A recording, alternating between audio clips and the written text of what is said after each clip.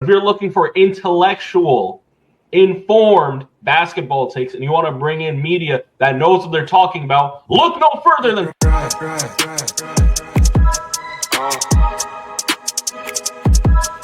on. It's Fastbreaks. Listen.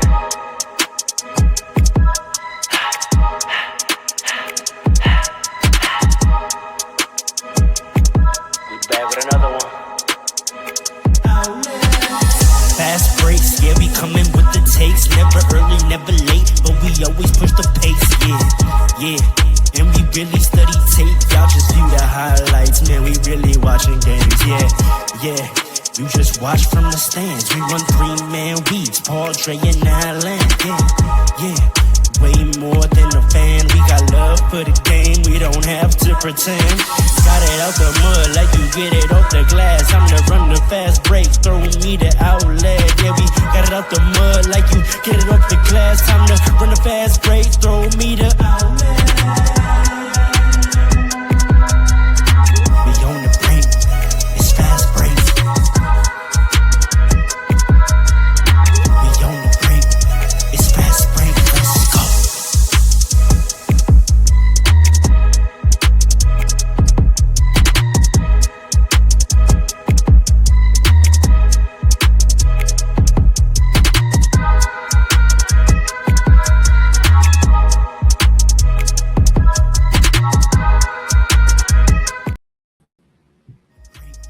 It's fast break, let's go. Yo, what up, party people? yeah. Thank you for joining us once again this fine Saturday. It's still the morning for another audio adventure. 3-man crew today. Shout out to our brother Coach Paul. He's on today, but we still don't give you this pod post Christmas. Happy holidays, happy Kwanzaa, happy Hanukkah, happy holidays, all that you celebrate with everyone that you celebrate with. My name is Ro, the host with the mostest, and you know this. Flatbush. Joining me today are my brothers. Below me, the sturdy one, Mr. Consistent, the author, the big man in the middle, America's favorite Haitian uncle, King Dre Sock Passe. Nabule. All right. And to my right, the professional, the architect, we call him Morpheus, Alan, the man with the plan. Big Jersey. Big Jersey. Fellas, happy holidays. How we feeling? Happy holidays, brother. Holidays is good. Shout out to my man PR. He out there enjoying that Jamaican weather. We got snowed in. My man's living. I'm gonna miss the air horns already. I'm missing them already. OD. I feel like we're gonna need mad air horns this episode, but we'll see. That's a Fendi. Hope y'all had a good holiday, though. Yeah, man, chilling. Listen, the Knicks won on Christmas, man. I can never complain when the Knicks be winning on Christmas, man. They tell you something. We're gonna get to all of that. Don't you worry. Let's jump right in. You already know how it goes, folks. Segment 1, game of the week. As a reminder, game of the week is not the game we thought was the best game of the week, but we choose a game each week to break down and analyze to provide you that extra analysis for all our basketball nerds out there. This week, a little special. We are going to just go one by one. There were so many games on Christmas, and I know we all had different allegiances and interests. So, Alan and Dre, just break down whatever the game was that you felt like was your favorite game on Christmas. We'll start with you, Dre. Obviously, like you said, the Knicks won on Christmas over the Cavs in MSG. Break that game down for us and our audience. So there was a lot of moving pieces going into that game, mostly because it was one of the first, if not the first game, that Darius Garland returned. And usually what happens is it's actually the opposite effect of what's happening with the Thunder.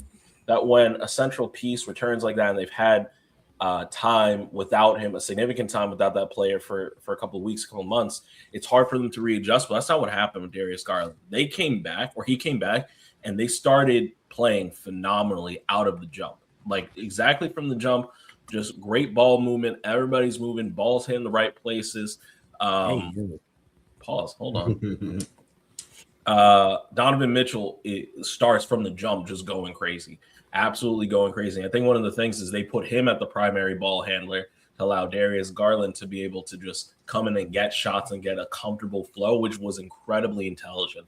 So starting off, I had to give my hat off to the Cavs because they came out really with an intention to kill the Knicks. They were matchup hunting a little bit. Cat was consistently, as Paul and I have been talking about this entire year, slow to rotate, slow to get to his spots.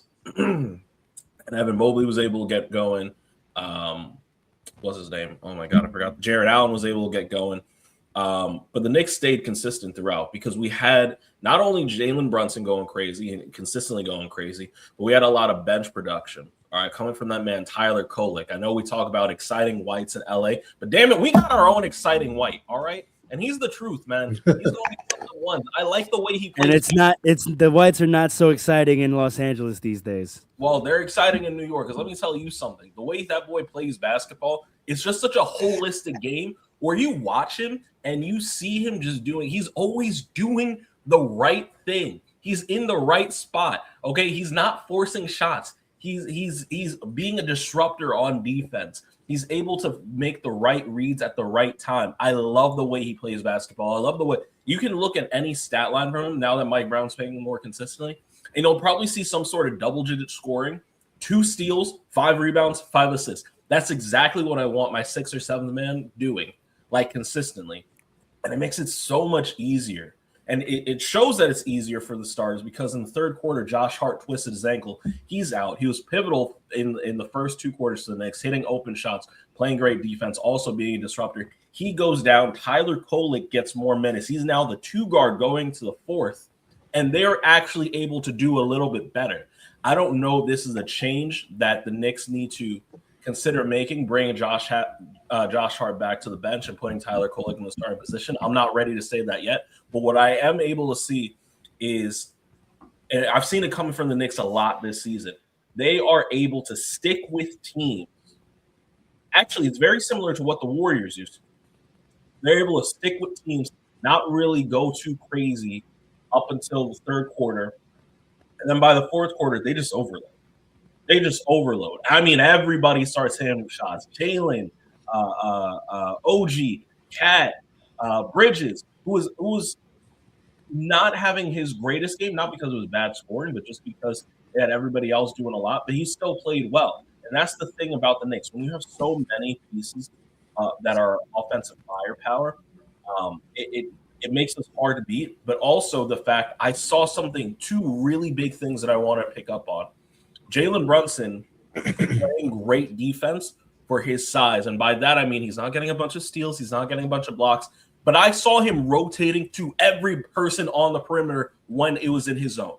And he was doing it timely. He was doing it efficiently. People had to move on. Even if Donovan Mitchell had 34 points, he's going to get those anyway. He's a great shooter. He's a great player. The fact that Jalen Brunson is just there at the right point, at a certain point, he's going to miss. And it came down to a game where it came down, honestly, to who's going to miss first. And the Cavs missed first. And it was a great win by us. It was a way to stay consistent. I still need to see Cat learn how to rotate properly because he's getting there. He's actually getting better as the year goes on. I think a little bit more time with Mike Brown's going to get him there.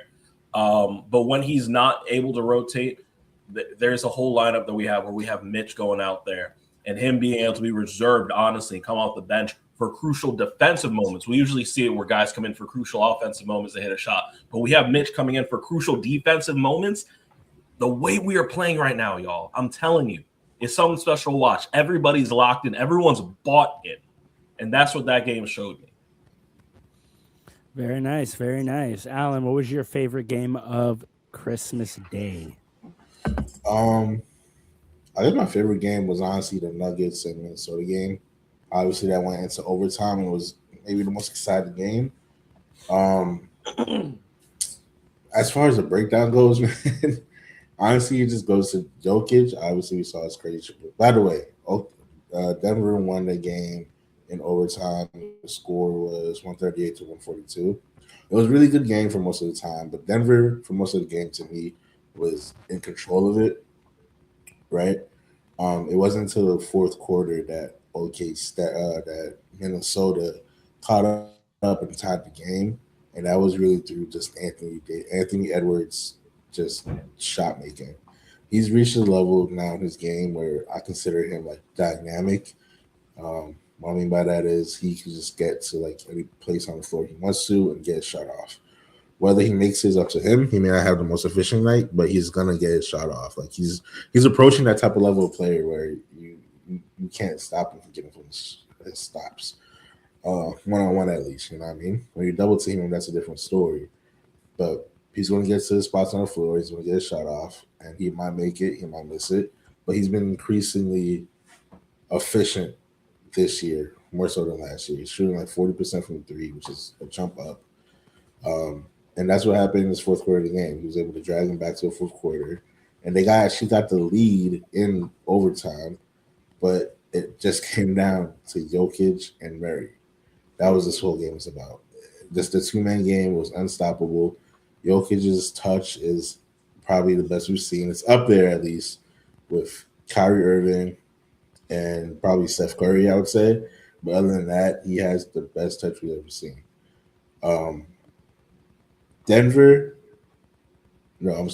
Minnesota threw everything they could at Jokic. They couldn't stop him. He was cooking them the whole night. They had Gobert try to cover him one-on-one. That didn't work. They switched it to Nasri a couple times. That did not work. They switched it to Jaden McDaniels. That did a little bit better.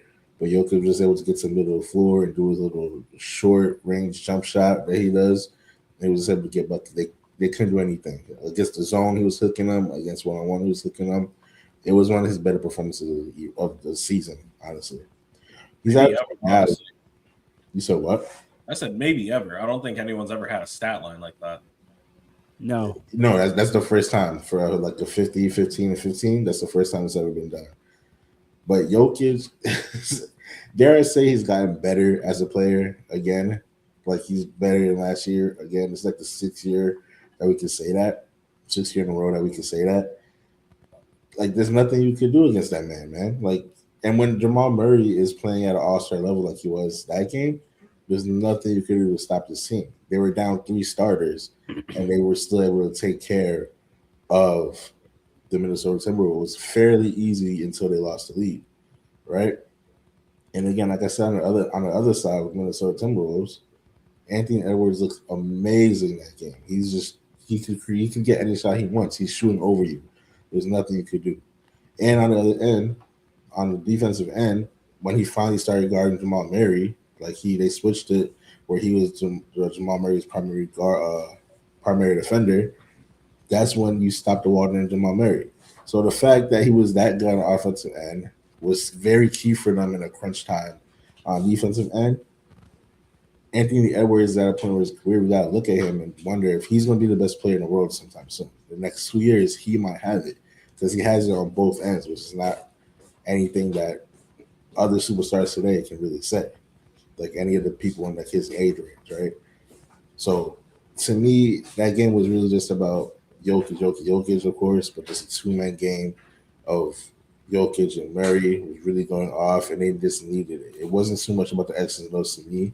It was about how your 2 stars carried you to a win that you probably desperately needed.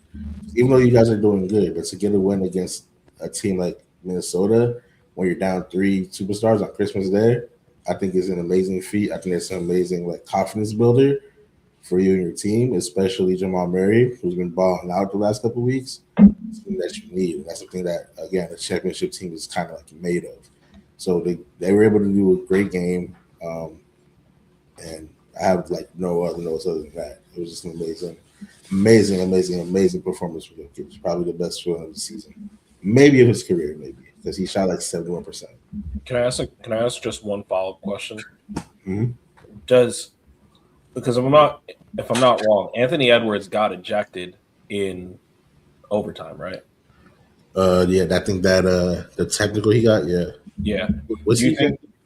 I think he was ejected. Okay. Do you think that changes the outcome? Because like you said, it's the 4th he started cooking. He gets in a flow. and then the refs give him. Honestly, I watched it back, and I truly didn't see a foul. But do you think that changes that? Not to take away from anything you said, because everything you said is still facts, whether or not he plays the entire game. But do you think that changes the outcome, or do you think the Nuggets, by the time we got to OT, that Jokic was cooking so well with them that it didn't even matter? No, it wasn't. I don't think it changed the outcome because the Nuggets actually went down in OT. They went down in OT first. Like the Minnesota Timberwolves came out like blazing in OT. They went up by 9 in overtime, right? But Jokic was so dominant in OT. He had like 18. He had like 18 points in OT, I believe. And the key thing was that Denver got key stops, right? They weren't playing well in the first few minutes of OT. They got key stops and were making threes. That's what really brought them back. So I don't think him getting ejected would have been like a huge like changer. Like if you stood in the game, I don't think any of that would have changed because it's really just about Denver's stops at the end, especially in overtime. Mm-hmm. But right. I've heard a lot of people say it wasn't a foul too, and Scott Foster was officiating the game, so you know how that goes. That's the thing. Oh boy, Scott Foster's always at the scene of the crime, man. He's always at the scene of the crime, but it is what it is. That's part of it at this point. You got to be prepared for that. Scott Foster's like the CIA for real. Let me pipe down. Hey yo, chill out. All right, I'm gonna switch it up to round this out and give you my least favorite game of Christmas Day. That's crazy. Y'all won that game? And it was the Laker game. As it should have been, at least. The Whites have been less exciting as of late. The Lakers are on a 3-game losing streak. And the X and O breakdown is pretty simple. The Lakers struggled for the same reason they've been struggling for about a month now, outside of health, although we did have our 3 stars for half of the game. Austin Reeves did not play the second half, re-aggravated his calf injury. That's scary. If y'all remember earlier in the season, I said that I don't think he built his body to be a number 1, and he had to be a number 1 to start the season. And then he's had to intermittently be number 1 when either Luka or LeBron miss games, which has been fairly regular. Neither of them are on pace to qualify for the 65-game minimum for any awards or anything like that. So that tells you how often we've missed them. And I think, at the top of the month, he was missing a lot of threes, and it looked like he had no legs. And now you see one of his calves are giving out on him. So long-term, that's scary. But we had him for a half, and it was sometimes competitive, but overall, we were completely outmatched for the following reasons. We are food. We are absolutely food, and the word is out in the league about us that we are food. If you are struggling on offense, you pray to play the Lakers because your entire roster is going to get in rhythm. We cannot guard anybody. And it's not a matchup issue. It's not a size issue. It's not a length issue. It's an IQ and effort issue. We have not been able to execute any coverage plan that we've set out a game with. Teams have exploited us in any way they'd like. Their strengths, their weaknesses. In any way they like is crazy. I'm not gonna front. That's crazy. In any way they like. However they would like to score, they can. Transition in the half court, against zone, inside, outside, from the mid-range. We can't rotate. We contest poorly. We're late to get back. And we don't box out. Jackson Hayes being hurt and DeAndre Ayton being in and out is part of that. But, I mean, DeAndre Ayton on Christmas played 36 minutes and had 2 rebounds. Wait. I thought he was a 16 and 10 guy. What's going on here? 2 rebounds. Now, listen, Houston is the best offensive rebounding team in the league, but still 17 offensive rebounds to our 7 is disgusting. I don't know if that's necessary. They got like 6-7 footers in the starting lineup. Like I The caveat: they are the best offensive rebounding in the team in the league, but 17-7 is disgusting. And then overall rebounding, we lost the rebounding battle in totality, 48-25. And you know why that's crazy? Because it's not like we were missing a ton, such that there was more rebounds to get. We shot 50% from the field, 37 from three. We shot well. Offensively, we are a pretty good team. They just outboarded us consistently. We don't get enough boards at all. We gave up 54% shooting from them. We gave up 33 from three. Another issue we have is free throws. We shot 63% from the free throw line. Luka, in particular, went 3 of 8. That's not going to get it done. Braun went 1 of 3. We're not generating enough free throws. And I think there's a little bit of a whistle issue with the Lakers. I think in the start of the season, we were getting a pretty favorable whistle with both Austin and Luka. And, people have been saying this for years, but no one believes it. LeBron, for the majority of his career, has gotten a Shaq whistle. I know that sounds crazy because when it comes to technicals and things like that, people feel like LeBron gets to manipulate refs, and that might be true. But when it comes to contact, LeBron James gets a Shaq-like whistle, and I think him coming back has affected the whistle for the entire team. We were leading the league in free throws attempted to start the season, and we are not getting that same whistle, and that has greatly affected the pace of the game. I think because we were getting the free throw line, we were able to stop runs and make up for the fact that we couldn't stop people because we would slow the game down, get to the line, get easy shots, and get in a rhythm. And we also got the other team in foul trouble, and so their rotations offensively were messed up because guys had to sit down. Without that happening, we could not slow runs. They just absolutely avalanche. The best we can do is to match them. But like I've said in 2K before, when you're in a tit for tat game, all it takes is for you to miss 2 or 3 times in a row down. If they come down and hit 3 straight threes, you're now down by 15. Right? And that's what happens to us. It's disheartening. There doesn't, often in the past when Lakers have had issues, I've actually, I haven't been one to jump on the we need a trade bandwagon off rip.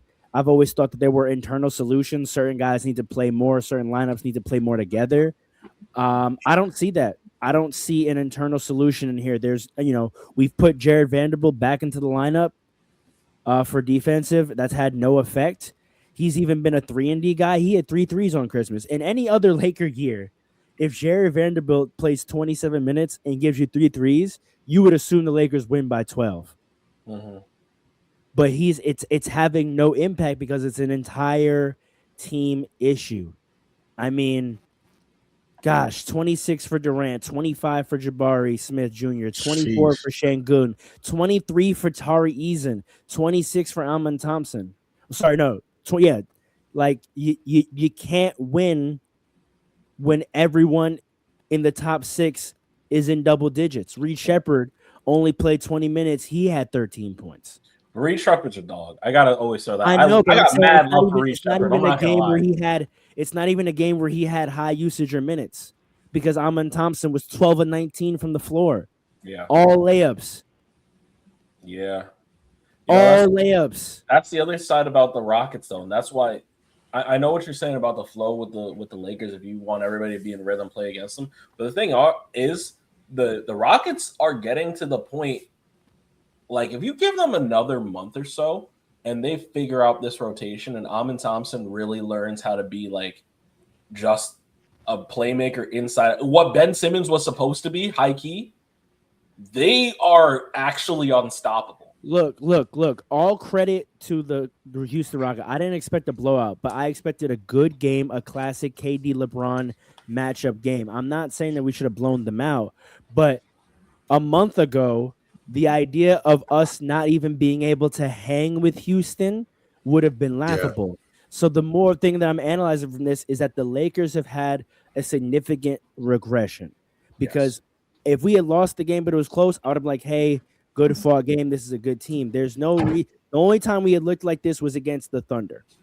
Every other team we had remained competitive with or beat. We had single-digit losses coming into this month. The fact that we now have how many? What is our record now? We are 19-10. 19-10. I mean, that tells you right there. We've been losing, I think, more this month than winning. Now we had a crazy layoff due to the in-season tournament. I don't know what was happening with our schedule. To start the season, we had more games than anybody. They burnt us out, and then they sat us down for about 2 weeks. We had 2 games in 2 weeks in December.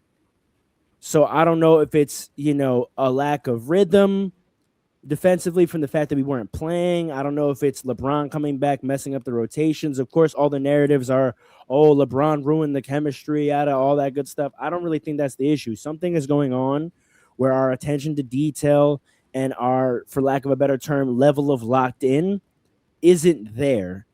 And it didn't ruin my Christmas, but Christmas hoops is obviously a great tradition. It's usually one of the few times that a Laker game will be on at a decent time for the East Coast.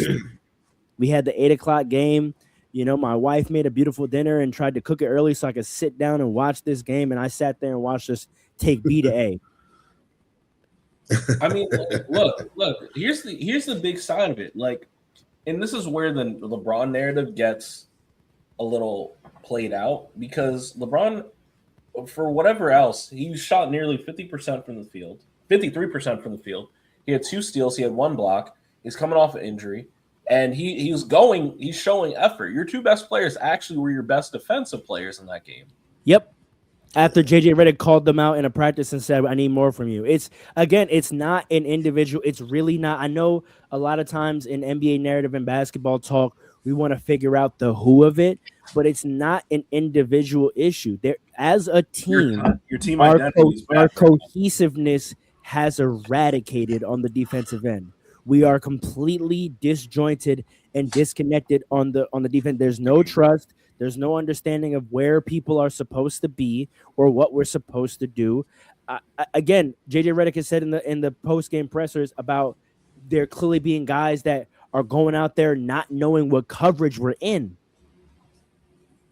Like, it's I don't understand it, and it's so strange to me because of where we were to start the season. Not that we were a defensive stalwart, but we were solid. And I know guys have been in and out, but for the large part, we're healthy. All we were missing last night was Gabe Vincent and Jackson Hayes. That shouldn't destroy our defense, right? So it's not health. Again, I don't know if it was the layoff being weird and it being weird to not play basketball regularly while other teams are getting more in rhythm. I don't know if it's that, but something's got to give.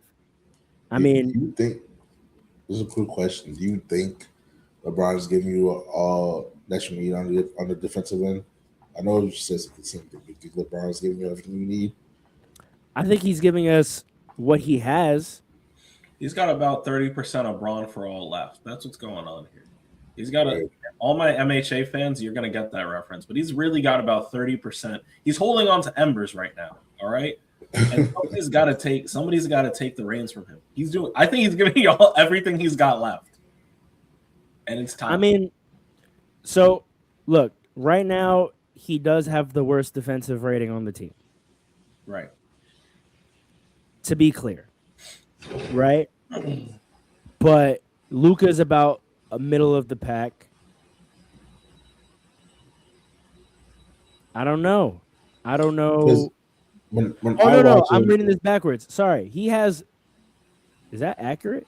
He has the best defensive rating on the team. On the team, LeBron? Yeah. Not great. That's not, because when I watch him, I feel like LeBron is not. I'm not saying this is in every possession, but I feel like there's a lot of times where I feel like he's, and rightfully so, because LeBron, like I said before, is a master at preserving energy. He knows when to go, when not to go, whatever. But I feel like there's a lot of times where he's not particularly trying on the defensive end. And I understand why. He's 41, like I just said, preserve energy. But I feel like with the way this roster is right now, I feel like that's what you need specifically for him. Because you got Austin and Luka to handle like the points and the ball handling, whatever. If I'm coaching LeBron right now with this roster makeup, I need you to play, like, forget preserving energy for the offensive end. We need you to set screens. We need you to rebound. But more importantly, we need you to play defense because right now, like you said, He's not the best defensive rating on the team, though, so it can't be him. I gotta look into that more because, like I said, when I just watch him play, I feel like he's not giving me. So of the guys with real minutes, right? Because ratings sometimes gets if guys don't play a lot, they're gonna have high ratings one way or the other, right? Based on their few minutes. So of the guys that play over 28 minutes, right? It's LeBron at 121.9, Ayton at 119.2. Rui at 118.9, and then Luka at 118.4. This is like for the season? Yep, defensive rating. Shit. All right, I'll take your word for it, but I feel like unless again I am reading that backwards, unless the lower rating is better for defensive rating. That's a good question. That's where we're at. Let's see. I think it's a higher rating. And is that like, are those numbers like what's that compared to like the average? Like, you know what I mean? Is that like a high defensive rating generally? I know it's the highest on the team, but is that like a high one generally? I'll look for general. Let's do advanced. A lower defensive rating indicates better defensive performance. All right, so he's the worst. Okay. I was about to say, like, that's not what I'm seeing, bro. But wait a second. You have 4 guys at 118? Yes, bro. We're getting y'all are trash. Y'all are because what it is, it's divided by possessions. That means they're giving up 118 possessions. Yo, that's our team rating. Our team defensive rating is 118. Yo, y'all are trash. I'm sorry. We're getting our best high minute defender is Marcus Smart, which makes and he's got a 112.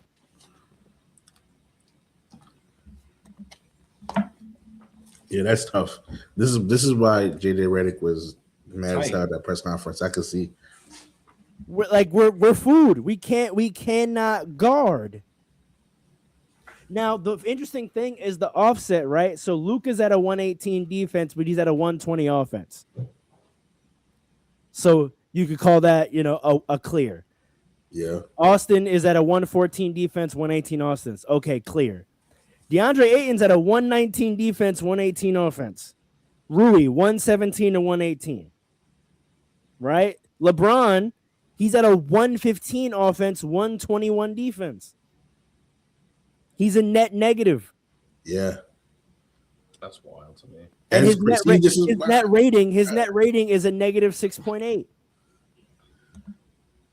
That's crazy. That's LeBron James, bro. But here's the thing, even our best player is only a positive 1.6 net rating. He's just not hurting us. Yeah. You know what I mean? Like, that's very crazy because you see how good his offensive numbers have been, especially to start the season. For your defense to be like that bad, that you're barely not hurting us, that's very crazy. Austin Reeves has the best on the team in terms of high minutes at 3.3. I mean, maybe Marcus Smart. Marcus Smart is a 5.0. Maybe if he's only played 20 games, maybe if he gets more games under his belt. But, like, everybody else is a negative. You know who the real problem is here, right? I wonder how we were playing so well to start. Like, I wish I could see a snapshot of our numbers at the start of the season. Like, whose impact has regressed the most? That's what I would love to know. You know? It might be Luka, honestly. I doubt it.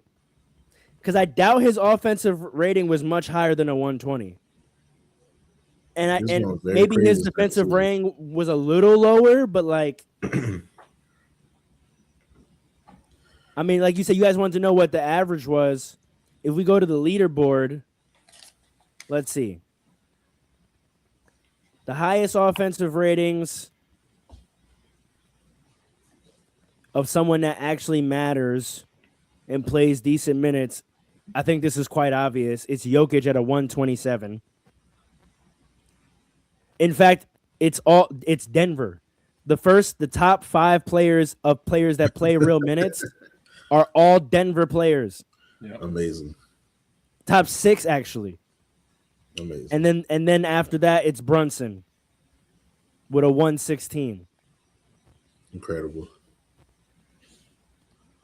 Oh, sorry, with a 124. Defensive rating for players that matter. Let's see. Zach Edey at a 94.5. He been clamping up. Then you got Caruso and a bunch of OKC players. Mad OKC players. And then Wemby with a 101. So, I mean, I don't know. That's all I really have to say about it. We're going to talk more about the JJ Redick of it all later. It's perplexing. It's perplexing, particularly, just because this just wasn't the case to start the season. And internally, I can't point to something dramatic changing other than LeBron joining. But I with everyone's ratings being bad, I don't see how adding LeBron made us this bad on defense. I don't. That doesn't explain it to me. The truth is, I think it's just now a greatly built roster. I'm looking at Pelinka. It's not really, you know what I mean? And I'm kind of looking at Pelinka. It's not a great roster. But again, 18-6 isn't a fluke. It can't be. You can't convince me that's a fluke. Honestly, it's not even a fluke. I just think, I don't know. I think it's good timing out in the West. Like when you look at the first 4 teams, it's Thunder, which makes sense. Spurs, which makes sense, and are probably going to drop right now if Wemby is injured. Denver, which makes sense.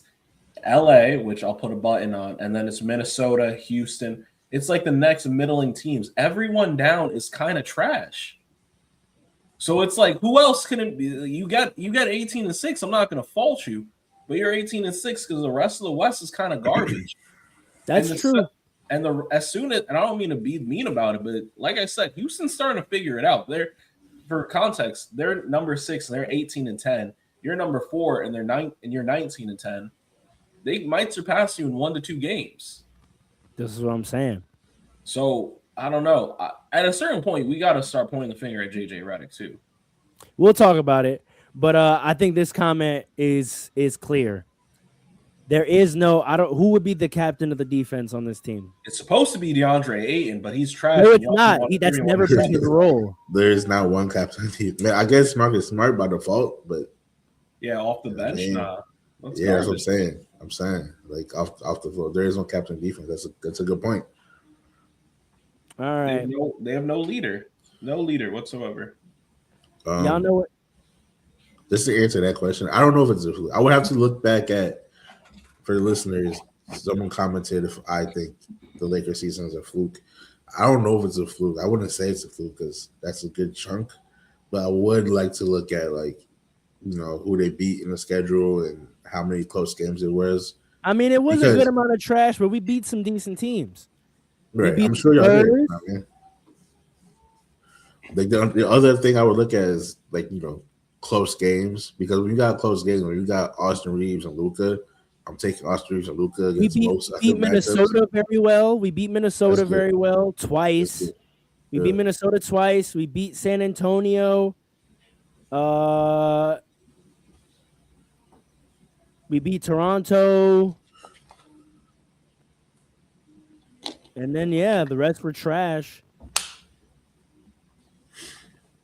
Yeah, I mean, listen, y'all just got some flaws. They're not unable to overcome. You know what I mean? But enough about that, though. Y'all know what time it is. Time for the rapid fire takes. Yes, sir. Let's get it. Let me pull up our timer. You know what time it is.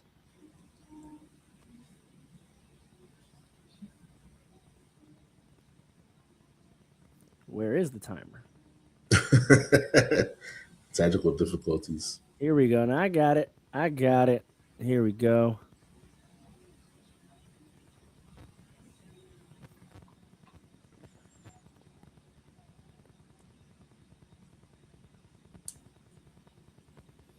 All right, we got our timer. Alan, we're gonna send you first. All right. All right, what we talking about? What we got? We have first topic. Last week I asked, did the Spurs reveal weakness in the Thunder? But this week I ask, do the Thunder have a Spurs weakness?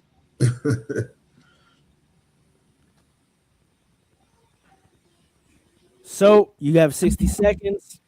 Do the Spurs have Thunder's number? Go.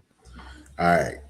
So I don't know if they got the number, but it is 110% a matchup problem, right? It all starts with the alien down the middle, Wemby. When you gotta do that defensively good and that defensively big and that presence there, it creates a problem for everybody else. His plate presence allows them to allows the other Spurs players to push up and pressure OKC, which is what they're not used to. But more importantly, everybody else on the team is also a really good matchup against OKC too. You got mad ball handlers, Dylan Harper, Stephon Castle, De'Aaron Fox, of course, who's super fast for them. Or you also have just bigger, strong players, Julian Champagny, Harrison Barnes, everybody else. It's big strength and/or ball handlers, big matchup problem. All right, respect. All right, Dre, you're up. Give me 1 second. I just need to double check something before. No, it's rapid fire. We're going. Do the Spurs have Thunder's Guy number? trying to buy time is crazy. I'm not trying to buy time. All right. So yeah, the Spurs have them to figure out. The Spurs absolutely have them figure out, and what they have figured out more than everything. This was always just cross-referencing. You can't free throw hunt on the Spurs. You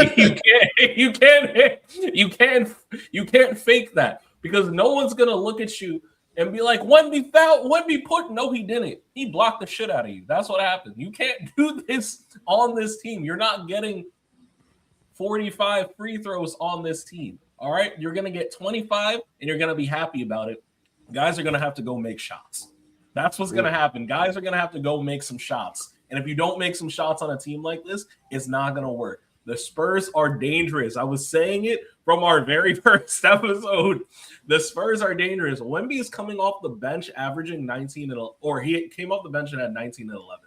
The Spurs have hope, and they're running with it, and they are dangerous. Very nice, fellas. Very nice. Okay, next up on the ticker. This has been a hot one. Yelling at his coach, removing himself from the bench. I asked last week in Rapid Fire Take, what's going on with the Warriors? No one brought this name up, but now it's time to address this fully. Is it time for the Golden State Warriors to move on from Draymond Green? Is the era over? Dre, right back to you. Go. I can't say positively that the era is over yet, because if I say that, that means it is also time for Steph's time with this team to end. Ooh. There's no rebuilding this dynasty. There's no restarting, getting him a bunch of players. They've been trying to do it for years, trying to get him complimentary. They had it, but someone punched somebody. Someone punched somebody else. They had it, but there's no new system out there. At this point, you're praying for a miracle. And a lot of teams aren't going to take Draymond right now. Maybe the Lakers, but that doesn't help them. Maybe Milwaukee, but that doesn't help them. There's not a lot that can happen. So is it time to move on from Draymond? I think the time has passed. And I low-key think they're stuck with him. So you have to make a decision at what? Whoa. You got time. Don't worry. I got it. Don't reveal. Okay. You got to make it. Can I get my 5 seconds back? Just 5? No. Come on, man. All right. Alan, is Draymond's time with the Warriors over? Go. That I would say yes, in the sense that if you could get something for him, let him go, which is something that's wouldn't have been true in the past, right? If there's a trade package out there that you could get another player back that you could really help the team, yeah, it's over. Obviously, they're not just going to cut him for nothing, whatever the case is, or trade him for nothing. They're not going to do that. But if you could go get a lower marketing, if you go get like a Giannis and the trade package has to include Draymond, just let it go. That's the week when we talked about the Warriors. I said that like it just comes to a point where your dynasty is over. You had a good run. This is part of it, right? Like Clay's already gone.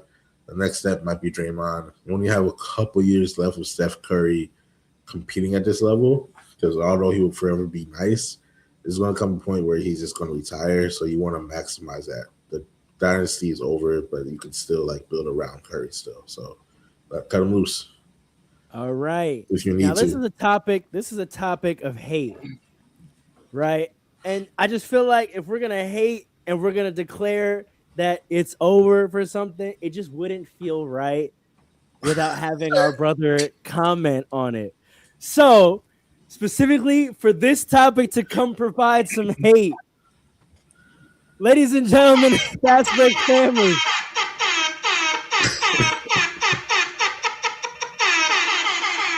Why? He popped in. Oh, He popped in. I am in Jamaica. Where are you? Live on location. New York, Massachusetts, Flatbush. I am in Jamaica. I am in Jamaica looking for the greatest NBA player of all time. I am in the land of Patrick Ewing. Somebody tell Patrick Ewing to tap in. Pull up. I am looking for Patrick Ewing. I'm on a mission. Fastbreaks friend. Paul, real quick, 60 seconds on the clock. Is it time for the Warriors to move on from Draymond? It's been time. Listen, Draymond Green is whack. He's whack.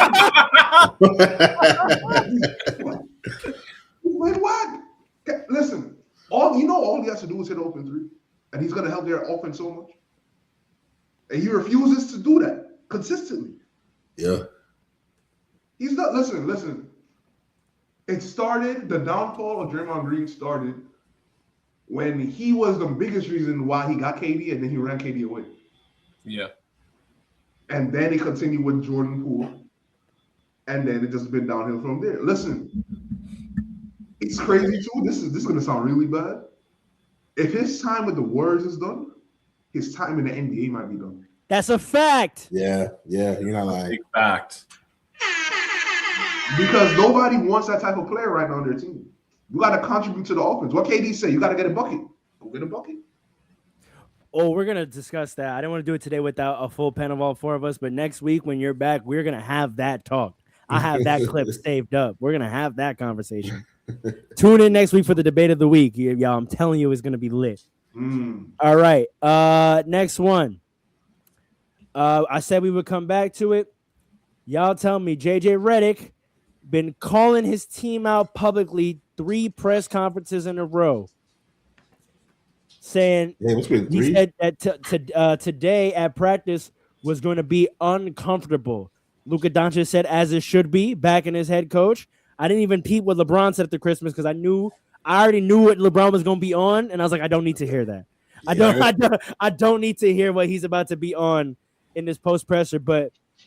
Charles Barkley has had a lot to say about it. A lot of folks have had a lot to say about it. Paul, you had a lot to say about the hiring of JJ Redick. Is JJ Redick calling his team out publicly fair or foul? Go. I think it's fair. But at the same time, I don't think there's much that he could do. I saw somebody on IG say that is my audio coming in good, by the way? You're fine. You're fine. All right. Yeah, no, yeah, I saw somebody on IG say he should be coaching like a young team.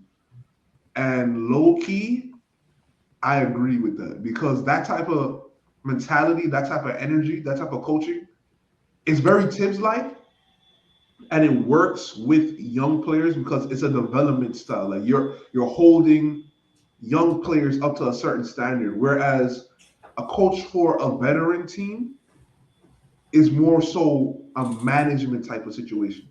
And I don't know if this is necessarily the best for team management because what he's asking for, I don't know if you could get. Luka said like that's what the coach is supposed to do, but he might be part of the problem. We'll see. We'll see. Alan, we go to you. Do you think the public callouts are fair or foul? Go. Yes, I think it is fair because one, he already said that he's going to do it at practice. So whatever he says in public, he's also in on private. So I think it's all good. That's first of all. Secondly, when I think back about what I said earlier about how I'm watching the games, LeBron don't look like he's kind of like trying out there sometimes. And then he just reminded me of like his comments after the Christmas Day game, which is like fine, whatever. But all that kind of goes together to me. Like you're not putting in the effort that you could be when we need that from you on this end because of how our team is. So I think it's super more than fair that he's calling players out in the press conferences, right? Because like at a certain point, there's not much you can do. If I'm telling you to do this in practice, I'm telling you in the game when you do this, you kind of tie my hands at this point. I need to I gotta try everything to get you going. Like it's kind of crazy at this point. You know what I mean? It's not just for LeBron, it's for all players. Dre, you're up. Public callouts by JJ Redick. Fair or foul? Go. There's always an excuse with this guy. He never takes any accountability. Who said that? Who said that? That was JJ Redick 2 years ago about Doc Rivers. And now it's funny that he's coming out. Wow. 3 interviews in a row. 3 interviews in a row. I don't want to hear it. I don't want to hear it. You don't have to make this kind of announcement. You don't have to make this kind of announcement to the world. All right, just do it. Just do it. In fact, it should have been done. Okay? There's no reason that you got. I get it. You want to get a fire under your guys. You don't need a fire under your guys if you're already doing it in the locker room. You don't need to announce it to the world. We see the dysfunction happening real time. If guys are coming into the game that don't know what the coverage is, whose fault is that? At a level, it's a player. But if it's multiple guys that are on your team and you're in charge of the coverages and the communication, who do we look at? Real quick though, y'all don't think it's interesting that like before the last 2 games, it came out, it was reported that he had a private meeting with LeBron and Luka where he asked for more of them both on the defensive end, and then we get games like this, and then he tries this move. Like, I don't see. What do y'all think about the progression of this? Because Alan, you said you liked that it was both public and private. Y'all are saying that he should have been doing it in private, but if he did it in private and now he's moving to public, like, what are we saying? To me, that's telling you not getting what you need out of those 2. You know what I mean? So, like, at a certain point, what you want him to do? If you go through a game plan, like you create a game plan to try to solve this, and it comes down to what you think is an effort thing, like there's not much you could do as a coach. At a certain point, it's got to be within the players. You know what I mean? I think his last statement was very scary. He said, "I'm not doing this for 53 more games." Yeah. Said, what does that mean? That's a problem. What do you mean by that? But the thing I think is very interesting. Is Luka's locked in with him because Luka said, yes. "Yeah, nah, me either." Yeah, and he said JJ Redick said it's gonna be uncomfortable tomorrow. Good, it should be, in the best English he could. I think this is very interesting. If Luka is frustrated as well, and him and JJ Redick are aligned, what happens to this team? We shall see. It gets blown up. That's what happens. Goodbye. The Lakers have made it pretty clear what you know what I mean, like what's happening from here on out. They made it clear this is built around Luka, and I feel like JJ Redick is a part of like building around Luka. All right, facts. Last rapid fire because I don't know how long we have, Paul. Paul, you'll appreciate this topic. After the Cup, we wanted to see if there would be any carryover. It looks like there might have been. Obviously, the Spurs are rolling, whooping the Thunder every time they see them. The Knicks on a roll after the Cup championship. Just a 60-second reaction to their continued success. Go. I want to play the Thunder right now. Oh, Right now. I want to play the Thunder for every game for the rest of the year because there's nobody that could touch us. Nobody. The Spurs were light. I want to play the Thunder. We are legitimately the second best team in the NBA right now. yes. And we're Over not Denver? in the NBA. The number one hottest team. So we have no weaknesses right now. Well, I'm not gonna say that. Mike Brown has done the job that Tom Thibodeau has done in being able to cover up the weaknesses. Correct. Because he is creative, he is willing to adjust, and that's He what uses his bench. But see, the bench was. We had a bench last year. Tyler Kolek was on the bench last year. Yes, he was. Yes, he was. He was there. Come on, listen, man. Look. We're nice. That's all I can say. I want to play fun. Just to break up the nickdom, Alan, I'm gonna let you go next. 60 seconds. Knicks rolling reactions. Yeah, the Knicks are rolling right now. I understand the hype is deserved, right? This should be a super exciting time for the Knicks fans and the Knicks because I think they're clearly the best team in the East. At least they should definitely make it to the finals. Jalen Brunson is the man. Like I didn't get a chance to say it during our Game of the Week segment, but another thing about him is just we all know it, but him in the clutch is just crazy. He's Damn near guaranteed bucket. Damn near guaranteed bucket in the clutch. To be the second best team in the East after the Thunder, I don't know. You still got that boy Jokic in Denver. Nah. When Jamal Murray's on it like he was today, man, that's a tough out. I don't think y'all are just that good against Denver like that. So other than those two, though, like I'm talking about OKC and Denver, other than those two, the Knicks might be the next best team. They're playing it right now at least, so should be excited. Very good team, man. All right, and to round us out, we got Dre. 60-second reaction to the Knicks rolling. Listen, what's happened publicly is what we've known privately. We are the best team in the NBA. I don't give a damn. He's clip farming. I don't give a damn about the Thunder. I don't give a damn about. Hold on, I'm just trying to see one thing. I don't give a damn about the Thunder. I don't give a damn about the Spurs. I don't give a damn about anybody. Okay, I really don't. We have so many offensive weapons. And the only thing that is stopping us right now is Cat just learning when to move his feet on defense. That is the only thing. He's gotten, I was saying, you weren't here for this. I was saying that in the beginning. He's gotten better at that. He's learning every day, which is scary because he's also athletic. So he just learns. If that's the only thing that stops us, because what I said before about the Thunder, about how the Spurs you can't free throw hunt them. You're not going to be able to do that to the Knicks either. I want the Thunder today. Yeah. I wanted to talk to y'all about this real quick and another follow up on one of our rapid fire takes because I knew I had a whole conversation with myself in pre-production getting ready for this rapid fire topic because I knew that you Knicks fans would subscribe to transitive property theory. Well, we beat the Thunder. I mean, we beat the Spurs, and the Spurs beat the Thunder, so therefore we can beat the Thunder. I didn't say that. Panel. Do y'all believe the transitive property, and chat, you should chime in this as well.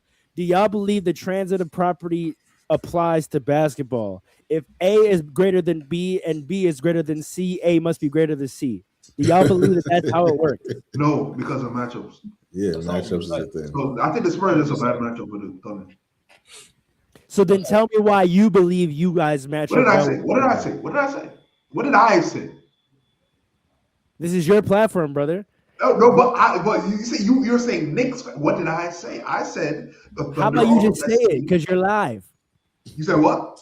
Just say it. You're live. I said the Thunder are the best team, but the Knicks are the number one hottest team. Okay.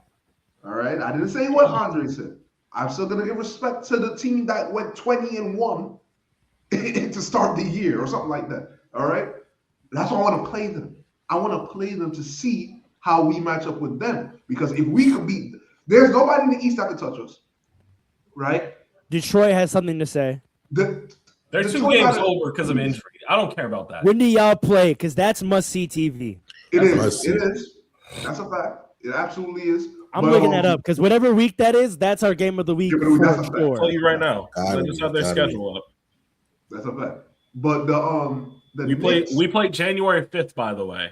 Oh, we on. Oh, We on, yes. January 5th. It's Yes. on TikTok. Yes. It's on TikTok. Everybody lock Yes, it. we on. FSC, We on. I'm watching every minute of that game. of We course. play You can watch the Knicks Denver on win, too. February 4th.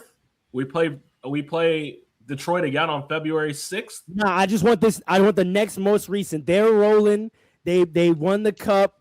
They feel like they got the East wrapped up. I want to see what Detroit has to say to that right now in this moment. Because Paul's like, I want to see the Thunder. I want to see Detroit say, hold on. Before you get to them, you're gonna have to go through us in these playoffs. So hold on. You gotta talk to us about that. What up, though? The Knicks. Shout out Meech. How about this? I don't know if I should be shouting out Meech, but Chill. I'm definitely not shouting out Lil Meech. Oh no. No, you can't. Well, anyway, listen. We're gonna pass the Pistons and see. We're gonna be number 1 seed.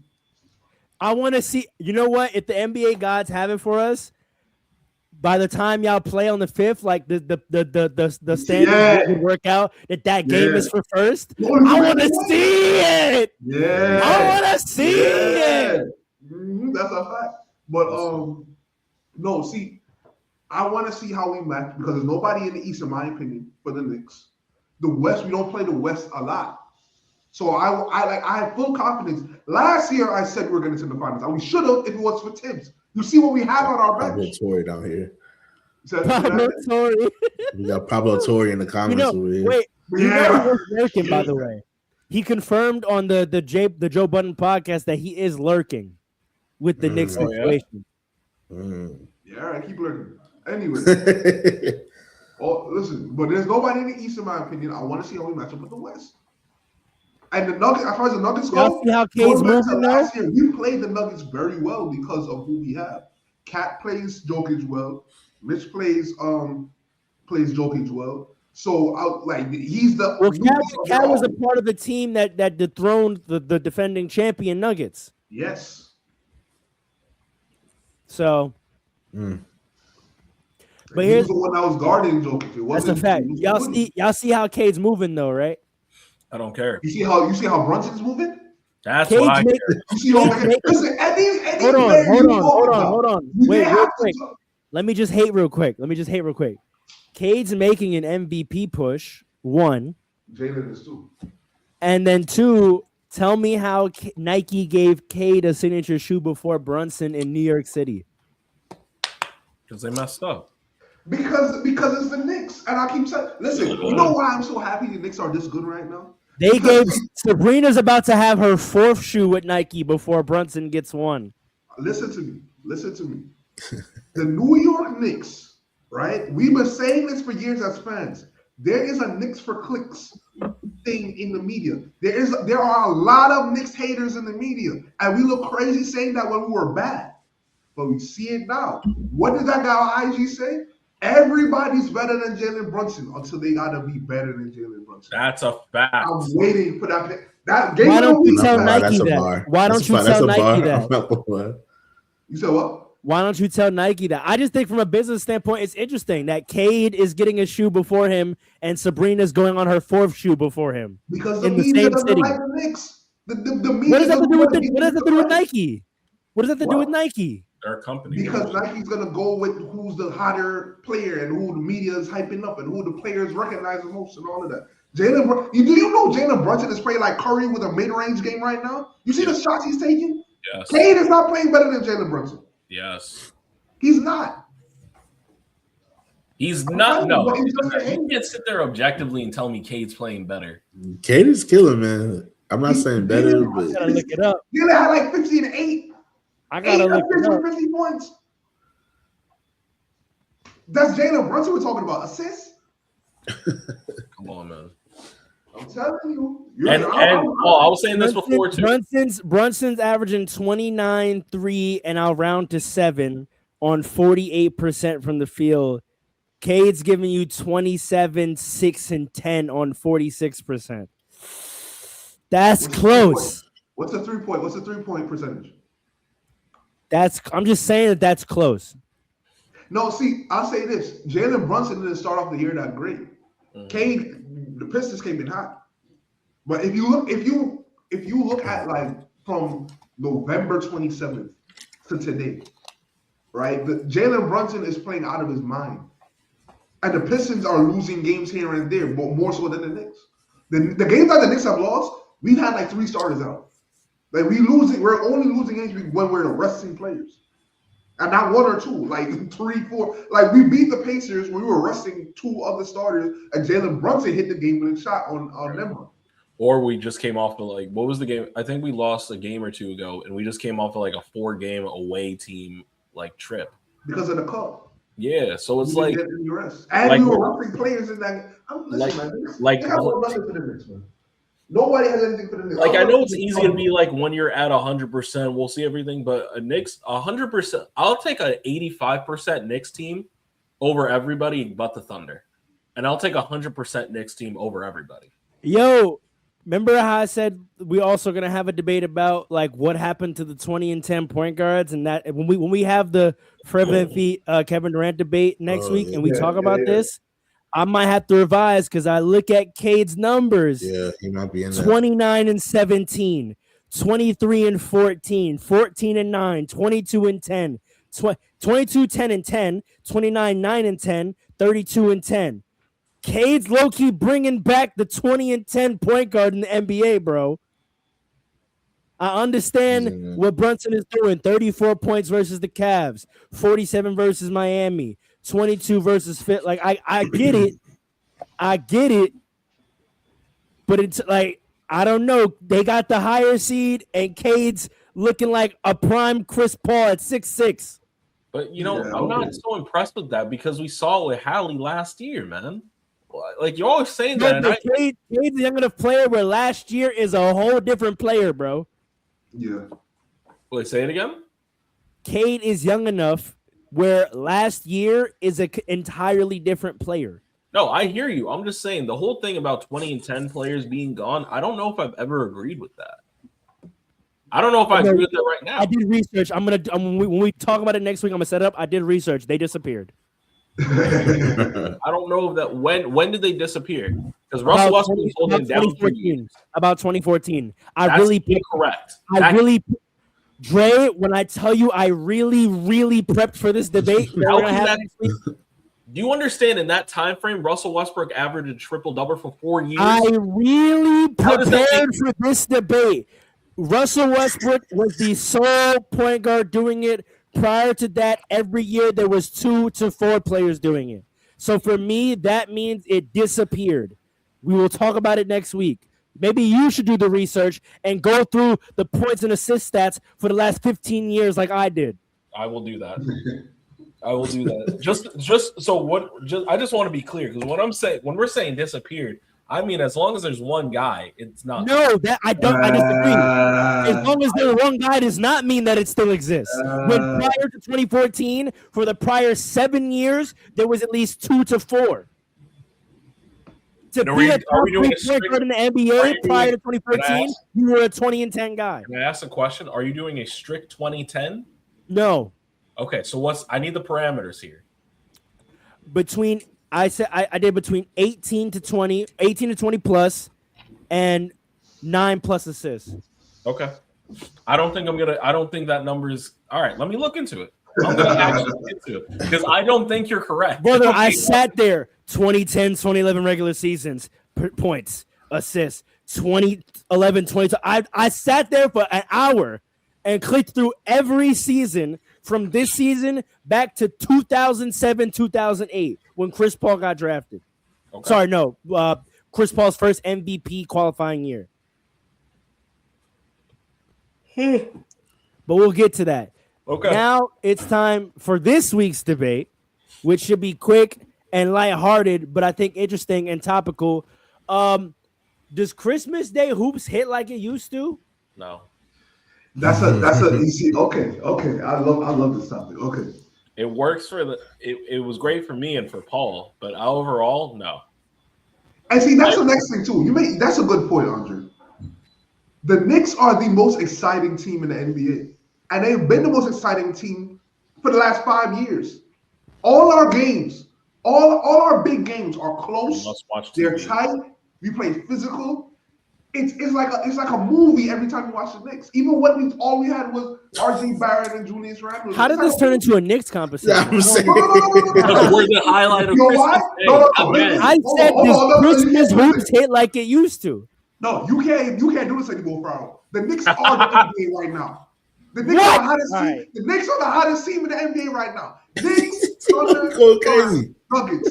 We are the Knicks. We got the cup chip. You can't ignore this We're anymore. the culture right now. You can't ignore this NBA anymore. culture. We are the culture. We're not the Lakers where we're losing games and irrelevant. The Knicks are the Christmas hoops. Listen, it was the Minnesota Denver game. Knicks Cavs. Those 2 games were the only exciting games. The first and the last game. Keep clip farming, Paul. Go crazier. Go crazier. Clip farm. It is what it is. Like, if people paying attention to the Knicks more, they would think the NBA is exciting. But they don't. Correct. They don't. The media doesn't hype. There's Knicks. I was going to say, I'm so glad you said the media because that is exactly who I blame. I love Shaquille O'Neal, but he goes out and goes, I'm a Knicks hater. What does that mean? And he's not the only one. There are mad Knicks haters out there. There are mad Knicks haters in the media. Why am I listening to them? Why am I got to hear? I was watching the Knicks game. We're on a run, and I'm hearing Donovan Mitchell's doing really great. Shut the hell up. Thank you. Shut the hell up. Thank you. Jalen Brunson's doing great right now. Donovan Mitchell missed that shot, but he's really been on a tear. I mean, we got Coco Jones saying, shut the fuck up. Yes. We don't care. I'm sorry, y'all, for using that word, but we don't care. I'm trying to. Yes, we do care about Coco. Yes, we do. No, we care about Coco. We care about Coco. Don't get me wrong. Stop that. But not right now. Not right now. Not right now. I'm trying to hear about how we're coming back. I'm trying to hear about Tyler Cole coming on.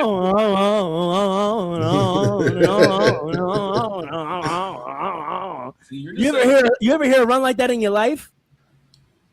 You're just acting from the fact that your team is ass right now, and we're talking I'm about. gonna send you the clip. I'm gonna send you the clip. We're talking about. Don't you have a team meeting to go to? You got to fly Coco's to LA, mic be on. Huh?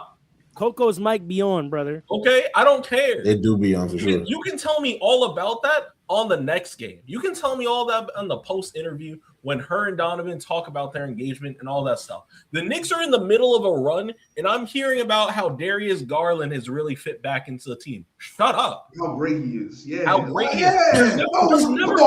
You know what? Never So no one. Wait.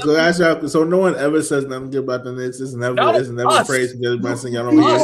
This city. Okay. Now y'all never hear no one great praise. We are the story. Y'all never hear that. Hold on, Alan. Hold on. Let me clear for him real quick. Let's just get out the way real quick. Let's let them do what they.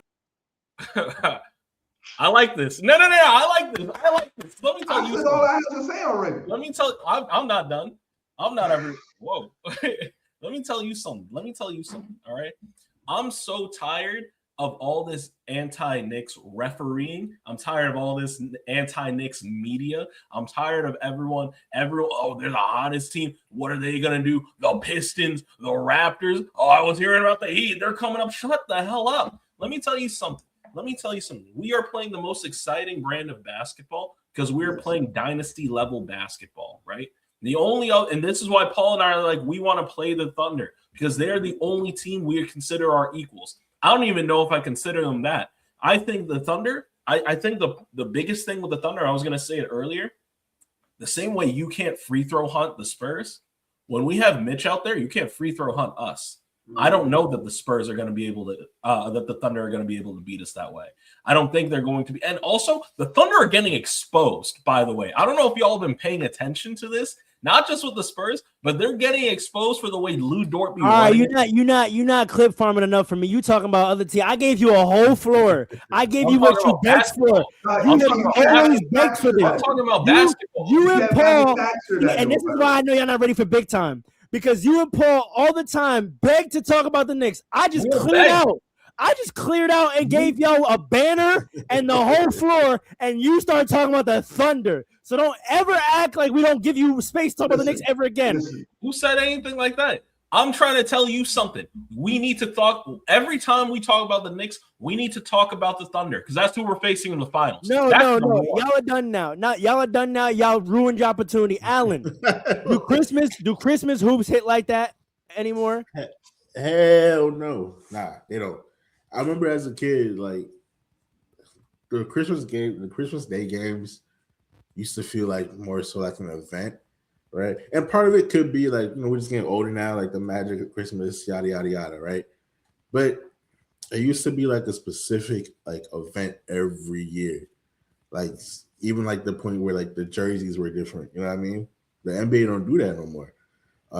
Specifically, I remember I used to wake up for Christmas Day and get ready for LeBron and D Wade. Like that was like a thing for one matchup one year. Or it was like Kobe versus Shaq. That was a big matchup one year. Like Kobe's first game back, first game against Shaq since he left. Or It was like Melo versus Kobe. You know what I mean? Like it used to be big name marquee matchups. And like not that we don't have that now, but why is the Christmas Day matchup like Steph Curry against the Mavs? I mean, like we didn't talk about Cooper Flag, but he played. That was supposed to be the whole Clay Golden State emotional thing, and this gets back to what we've been saying for the last 2 years, Alan. There are no more compelling narratives in the NBA. There aren't player-to-player rivalries that matter. The biggest player-to-player rivalry that gets clicks these days is LeBron and Dylan Brooks. Yeah, that's a fact. Like even when Ant and SGA went against each other. Ant tried to make it spicy, and SGA didn't play into it. Yeah.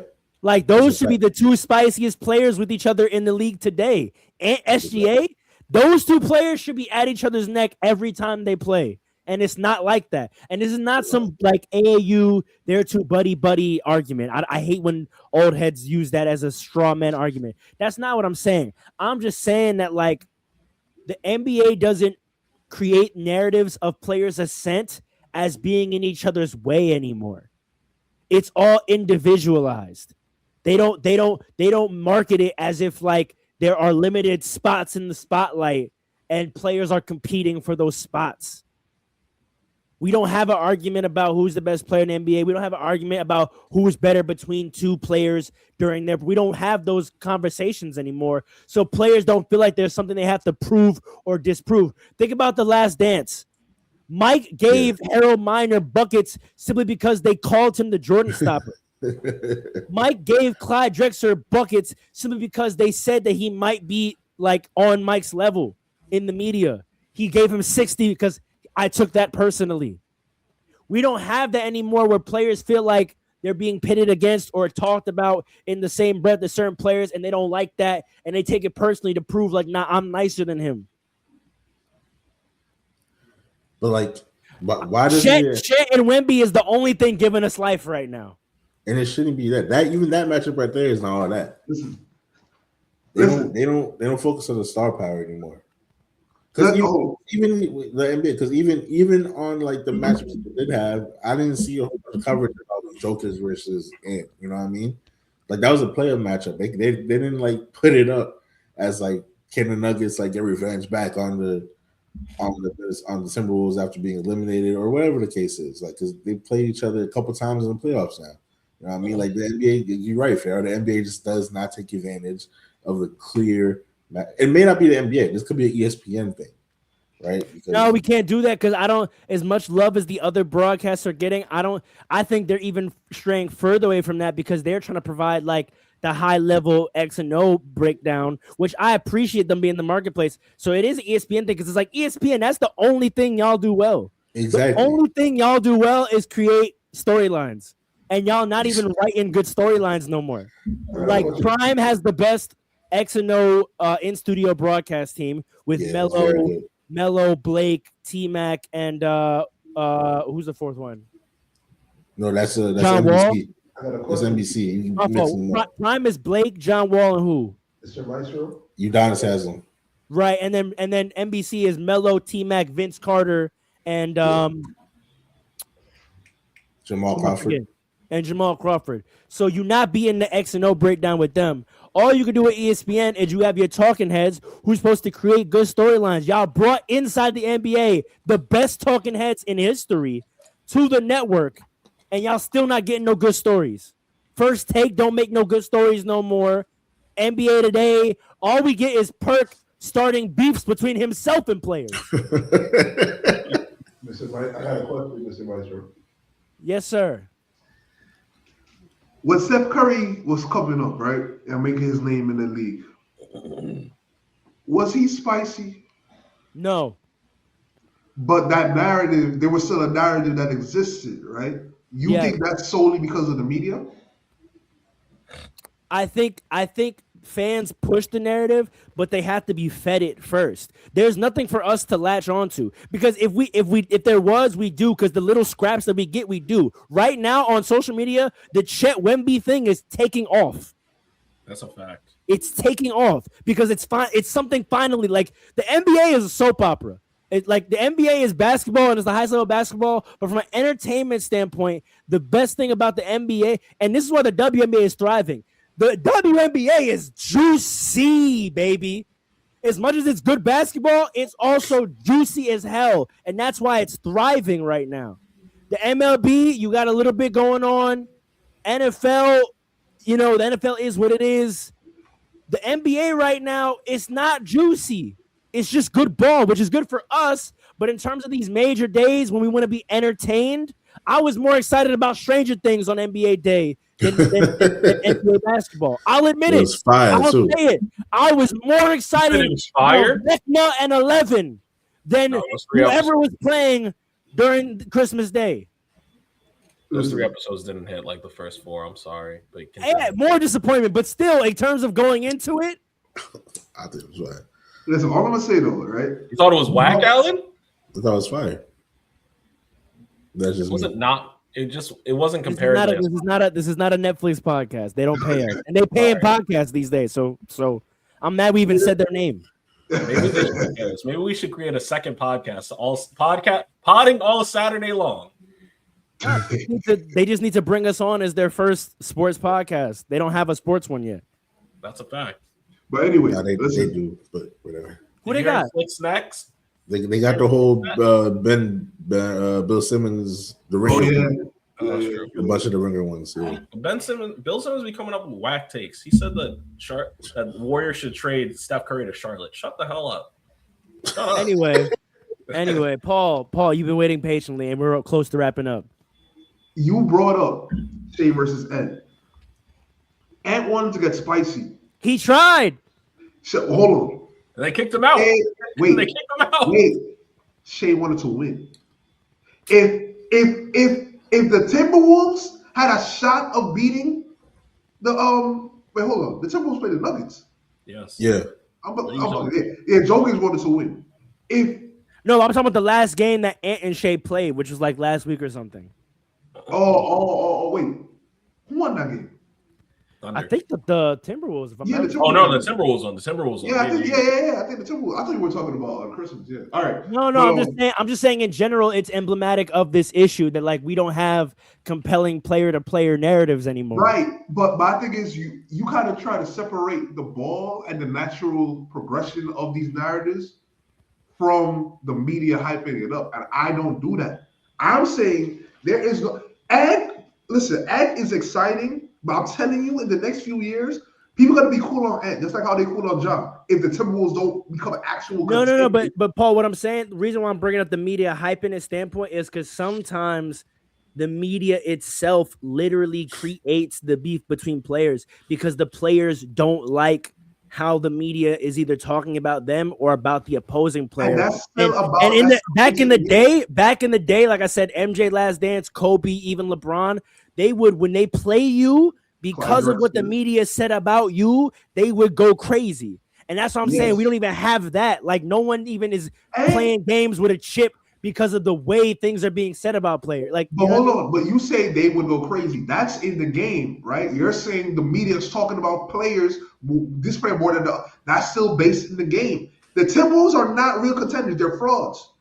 They're a very good team. That used to not matter though. Kobe, the Lakers sucked for many years. Did that stop the NBA from creating narratives about Kobe? When Kobe and the Lakers played Shaq and the Heat in Christmas, the Lakers weren't good.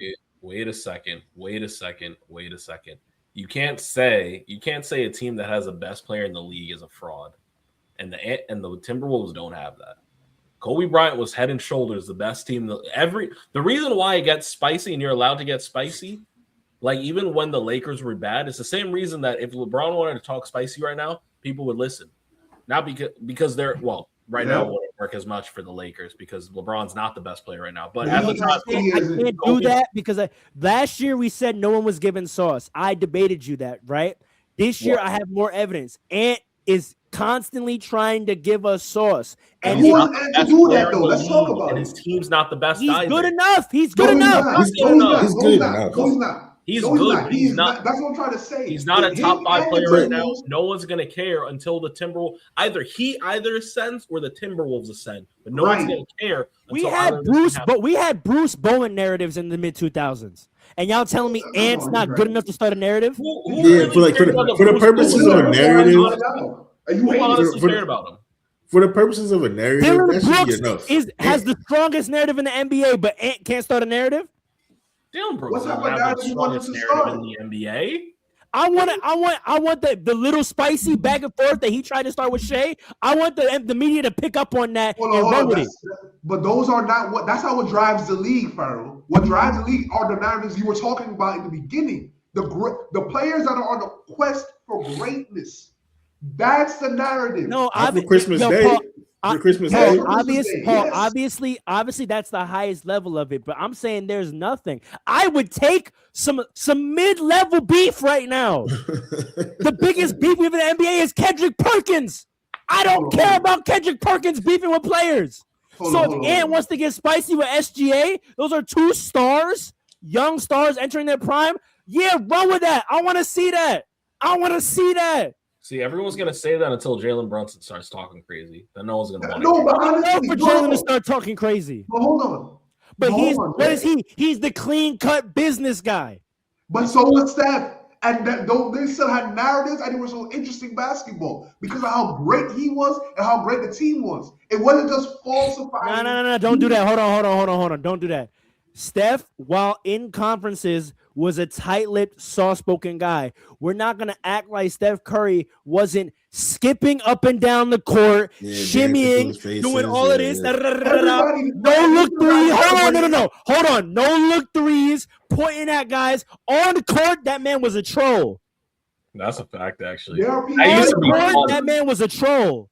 There are a lot of players in the league today that still celebrates. That's shame. Jalen Brunson celebrates, but Caleb Bridges pointing in your face. Jalen Brunson doing this to the crowd is not getting nobody spicy, bro. Nah, I'll never forget. No, Paul. You act like we have good memories. Paul, you forget.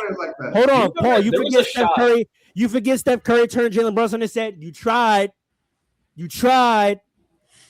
Like, we can't forget this stuff. Stars used to star. Stars used to spice that shit up. Jalen Brunson and Jalen Suggs have a serious beef right now, and Jalen Brunson goes at Jalen Suggs, but you don't know that because do they talk? Do they get into it? Actually, yes. Jalen Brunson be talking spicy to him. Jalen Brunson be talking dead spicy to him. The Knicks are covered the way they should be. That's correct. We got that point, bro. We saying there's nothing anywhere. We understand your point. But we're telling you there's some somewhere. We're telling we're saying the media isn't picking up any of it. We get that you think one of the things they should pick up is Brunson. We got that. We agree. I'm saying they're not picking up Nathan. They're not. Here's the problem.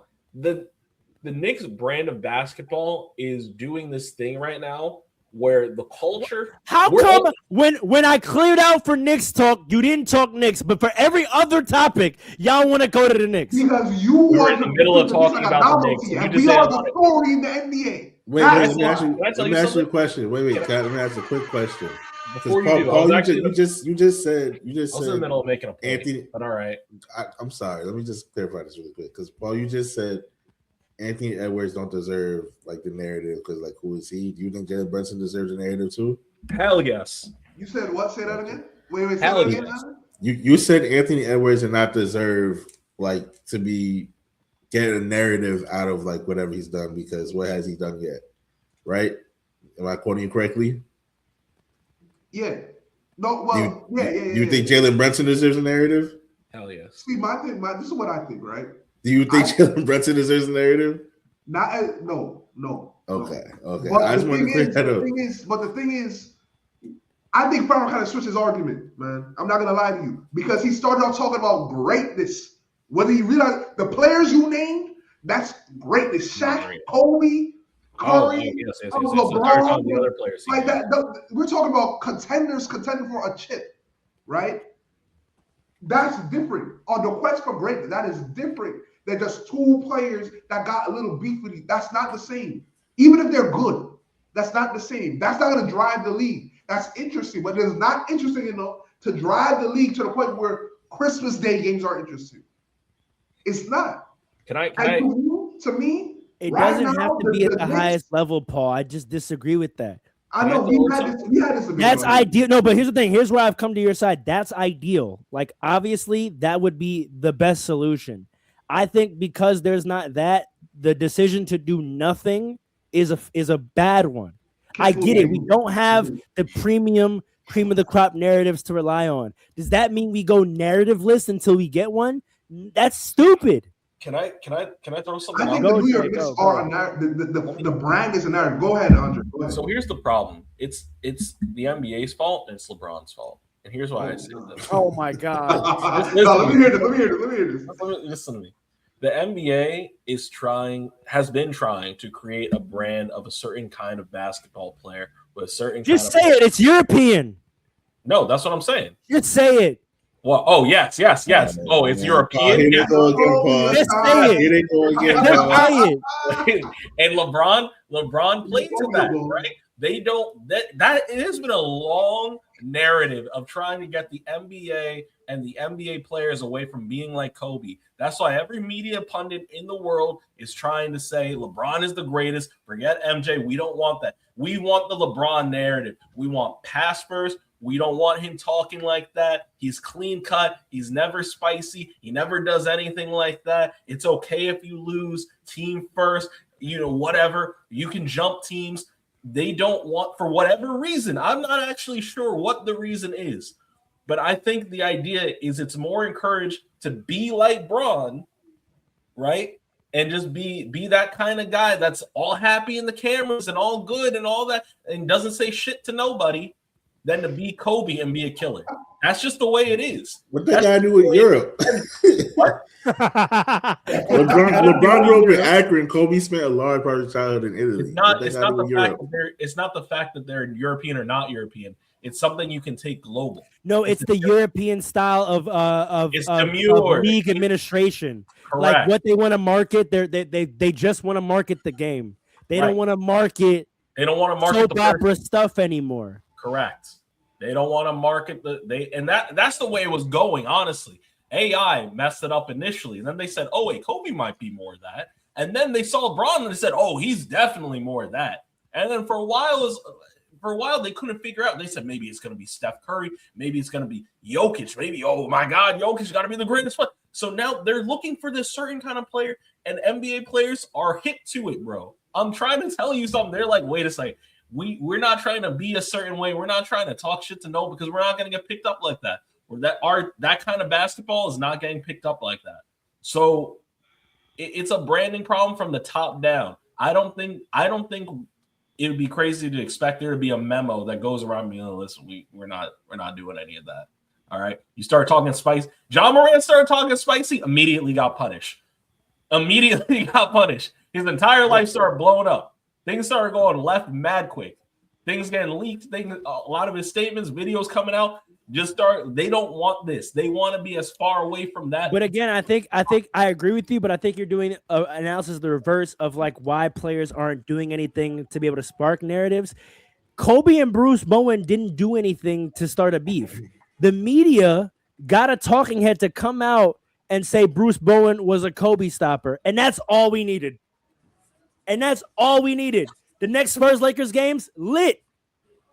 Like the media doesn't throw out like fodder anymore to spark back and forth between players. Like It's a hot take.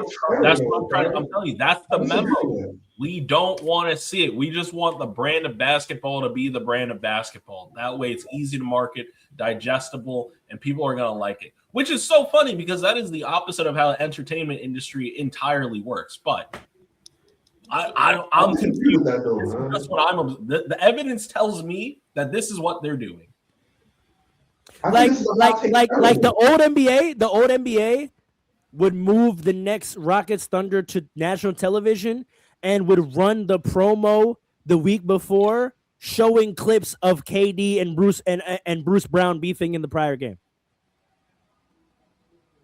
You don't see that and they would do the whole pre-game about how these two teams don't like each other. Wait a second. But hold on though.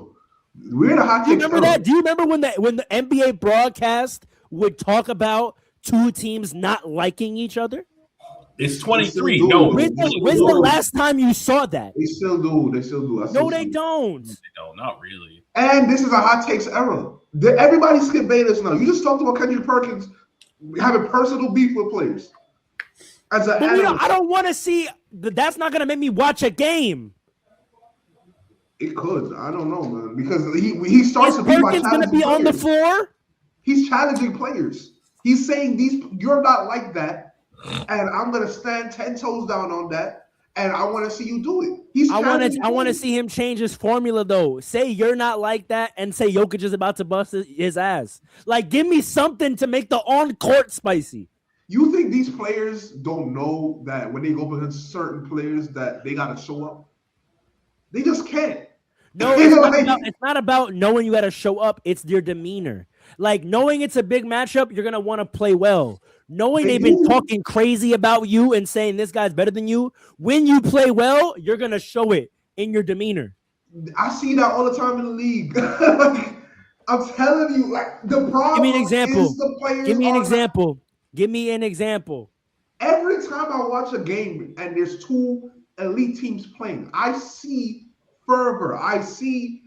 Give me an example. Every time. Listen, all right, I'm gonna say the Knicks, and you're not gonna like it.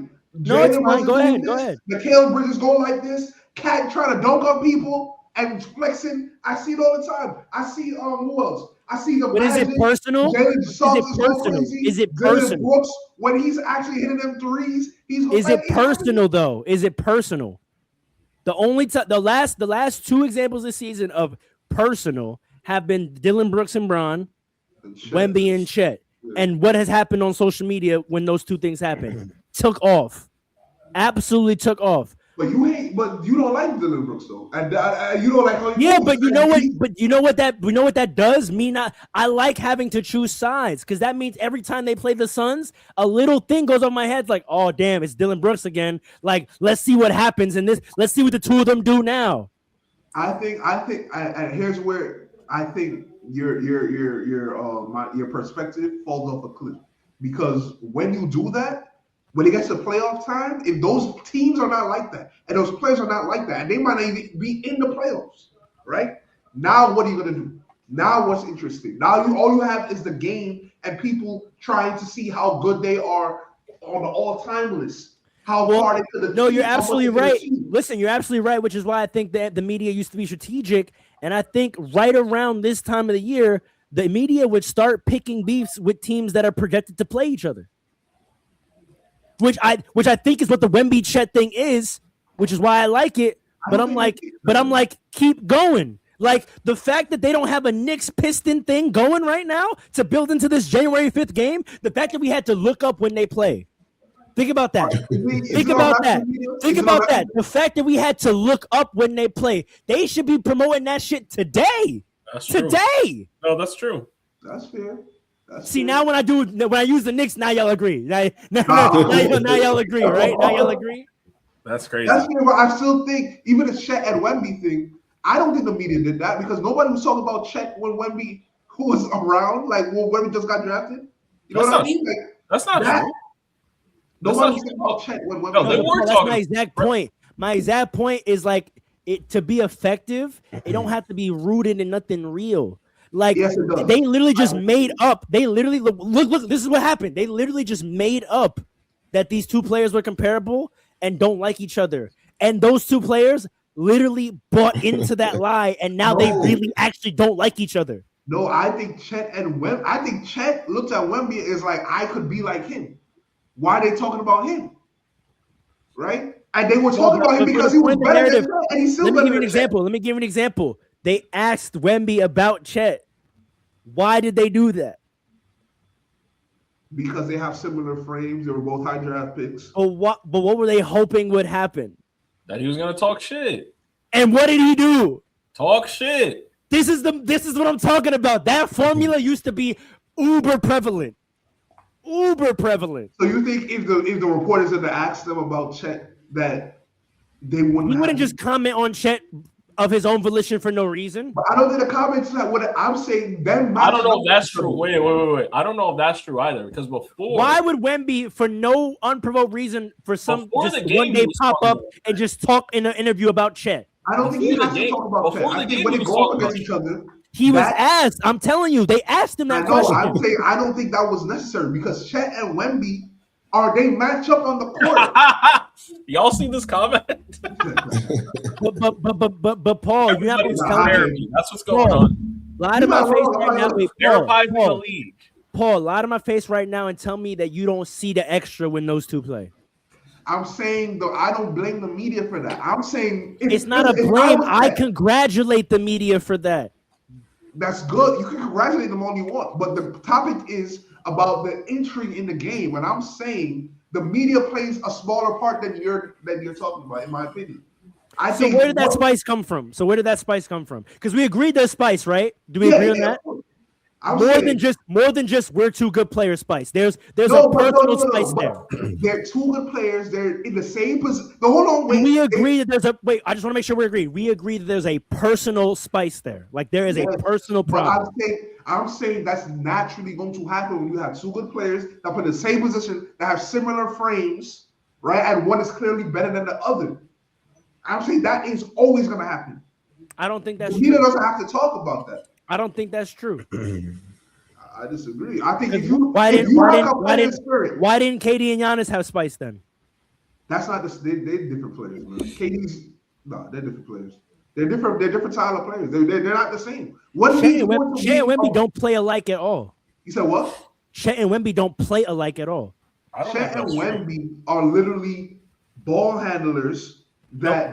Chet is not a ball handler. Stop it. You acting like Chet doesn't dribble the ball. Wemby brings the ball up and shoots pull-up threes. You better stop. You have to stop. I've seen Chet bring the ball. Come on, man. Can you point me one highlight of Chet taking the inbound, dribbling up, and doing a hezzy pull-up three? The only reason he doesn't do that is because he got Jalen Williams and Shane there. I don't care about the reason. No, it does matter. I'm saying they play similarly. They do. Come on. They do. It's not a line for line. It's not a 1-for-1. But to say they don't have a similar game is crazy. They do. Yeah, come on. No, they do. They absolutely do. Honestly, here's the difference. Wemby is the unlocked version of Chet. I don't think, even if I agree with you on all that, that's not going to create personal spice unless they played against each other growing up as kids, like Jalen Green and Cade. Unless you have that kind of context. Oh, that's another one. Yeah. But that happened because they grew up playing against each other. So you had the personal baked in. But they weren't just going to beef because they were the same position because that doesn't happen. Part of the issue is that we talked about this on the podcast. These players don't match up with each other like that anymore. Chet and Wemby can't not match up with each other because of their size. They are going up against each other one-on-one on the court. So that automatically turns into personal spice, bro. It does, but you don't see it like that because these players are not matching up one-on-one anymore. When you get somebody that's going at you every night, I don't know how, whenever you play against each other, we see it on a nightly basis when we play 2K. Immediately someone gets you, say, let me get my get back. Yes. I don't know how that does. And Chet, by the way, people don't pay attention to it. Chet is a spicy player. He is vindictive, and so is Wemby, by the way. Wemby is that vindictive. Wait, so they're the only players in the entire NBA that are like similar, play the same position? No, but they're the only ones at higher caliber teams. They're number 1 and number 2 in the West, man. They're We're playing talking the about same personal spice. We're talking about personal spice because that But wasn't no true. one's That gonna comes care if into you're not it. that That good. comes That's in. what I'm If trying you're to They've tell not, you. had personal spice since they got drafted. They were not the top teams when they were rookies, and they've had personal spice since they got drafted. So y'all stop throwing in this extra stuff. Nobody cared. Nobody goes in- cared it's until That's building not up. true. Nah, it was people cared. It was a People narrative. It was a cared. narrative. well, who I cared? The don't know. It's casuals? called the I mean, build-up. the Stop casuals didn't care. qualifying it. We have not said the word casual in this whole conversation, so don't Why do not? that. I'm But gonna that tell you why. hasn't been part of this combo this whole time. So you're gonna try Why? to. We're talking about narratives and hype. That all plays a part. When casuals know, that's when you know it's hyped up. Am I wrong? No, he's right.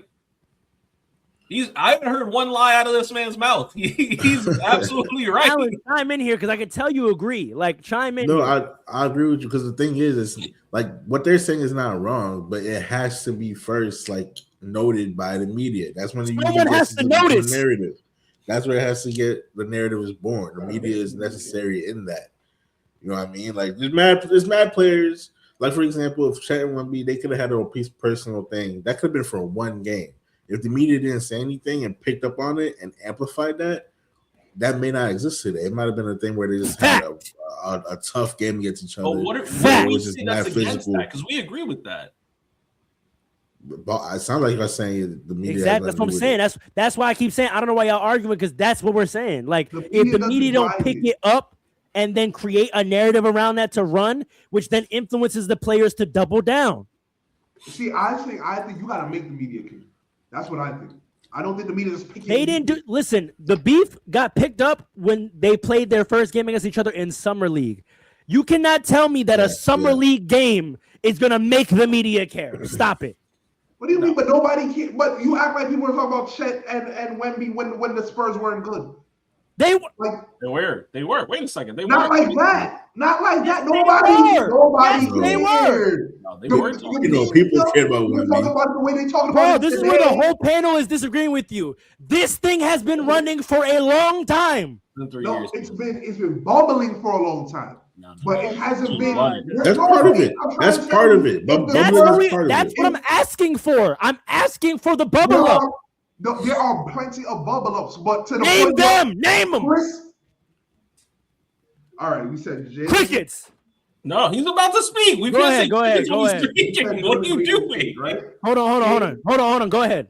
You said I didn't hear that Jalen first Green one. and Cade, you brought that up, right? Chet and Wemby. You got Jalen Green and Cade. Okay, we got.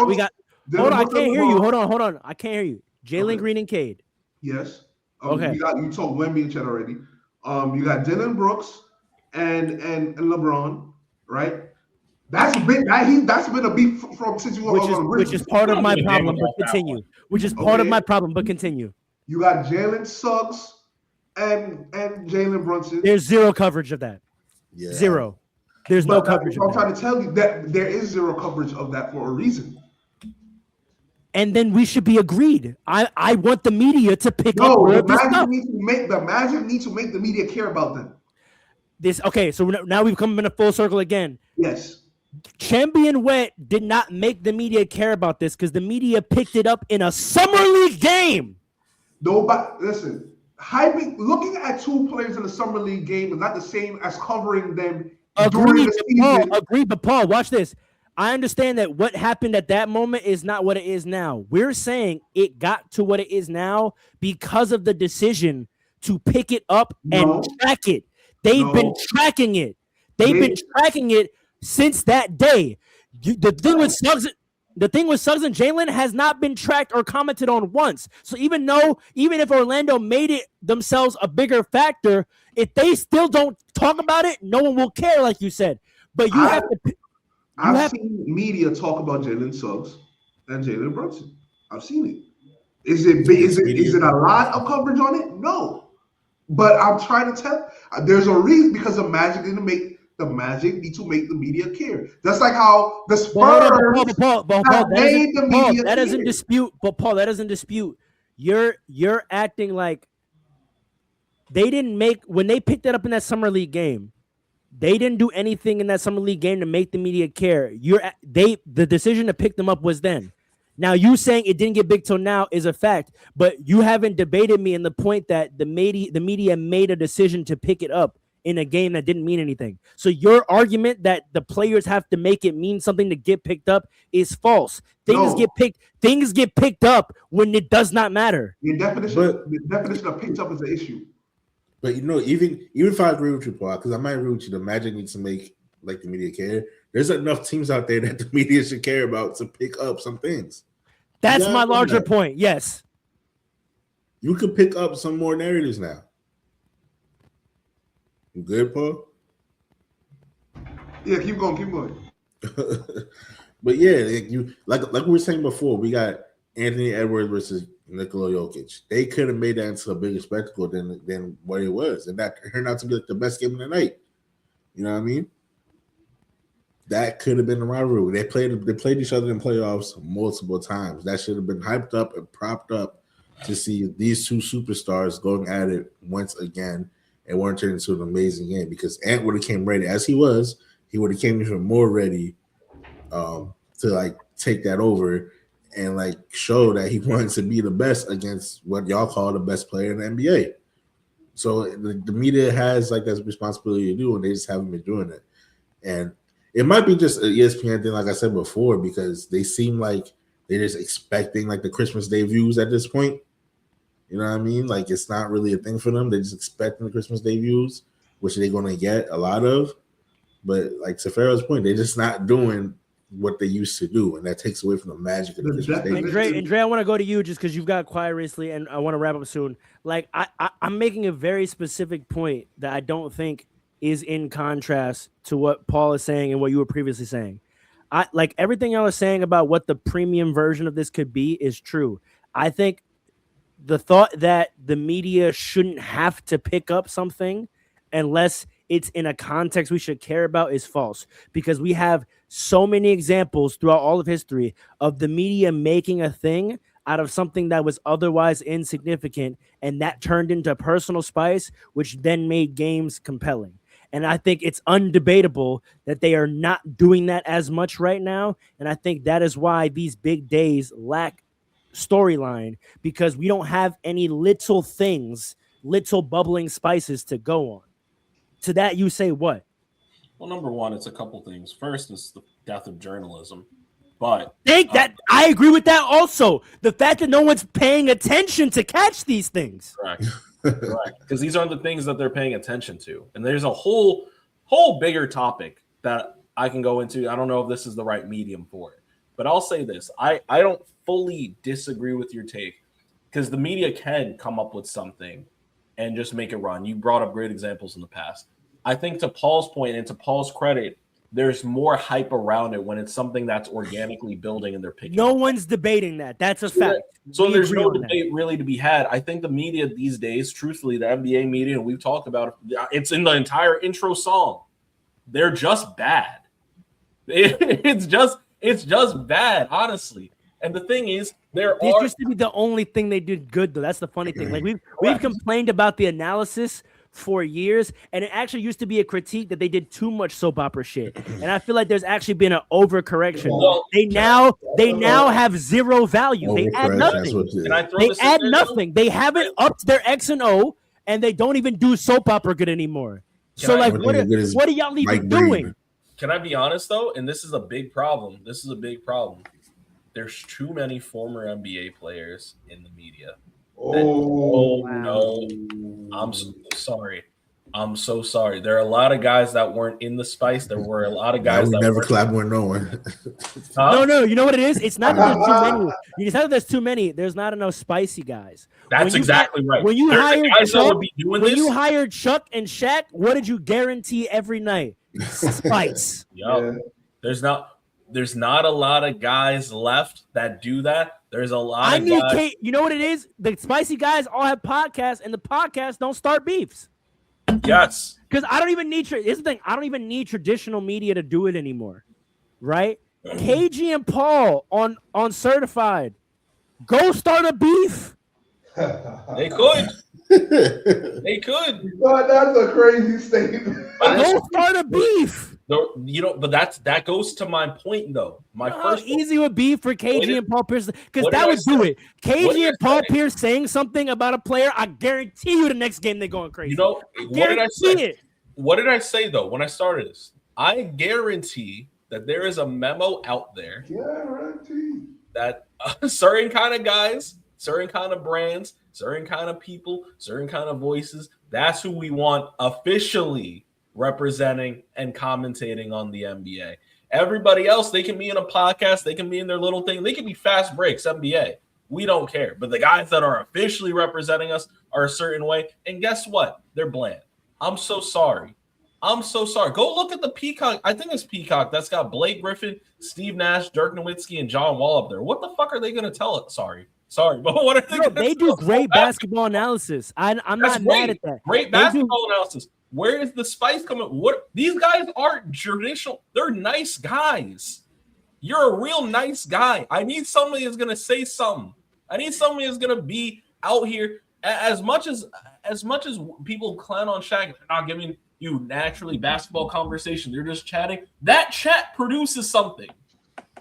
Man. All I'm gonna say is you can't fool the people. That's what I'm gonna say. Paul, it really frustrates me that you made this point because again, I've given you numerous BS beefs that worked. So your philosophy, they did. You're acting like we did. Those weren't some of the most tuned into games that had pointless, non-significant beefs to them. That's Bruce Bowen and Kobe Bryant is not an insignificant beef because of who the Spurs were and who the Lakers were.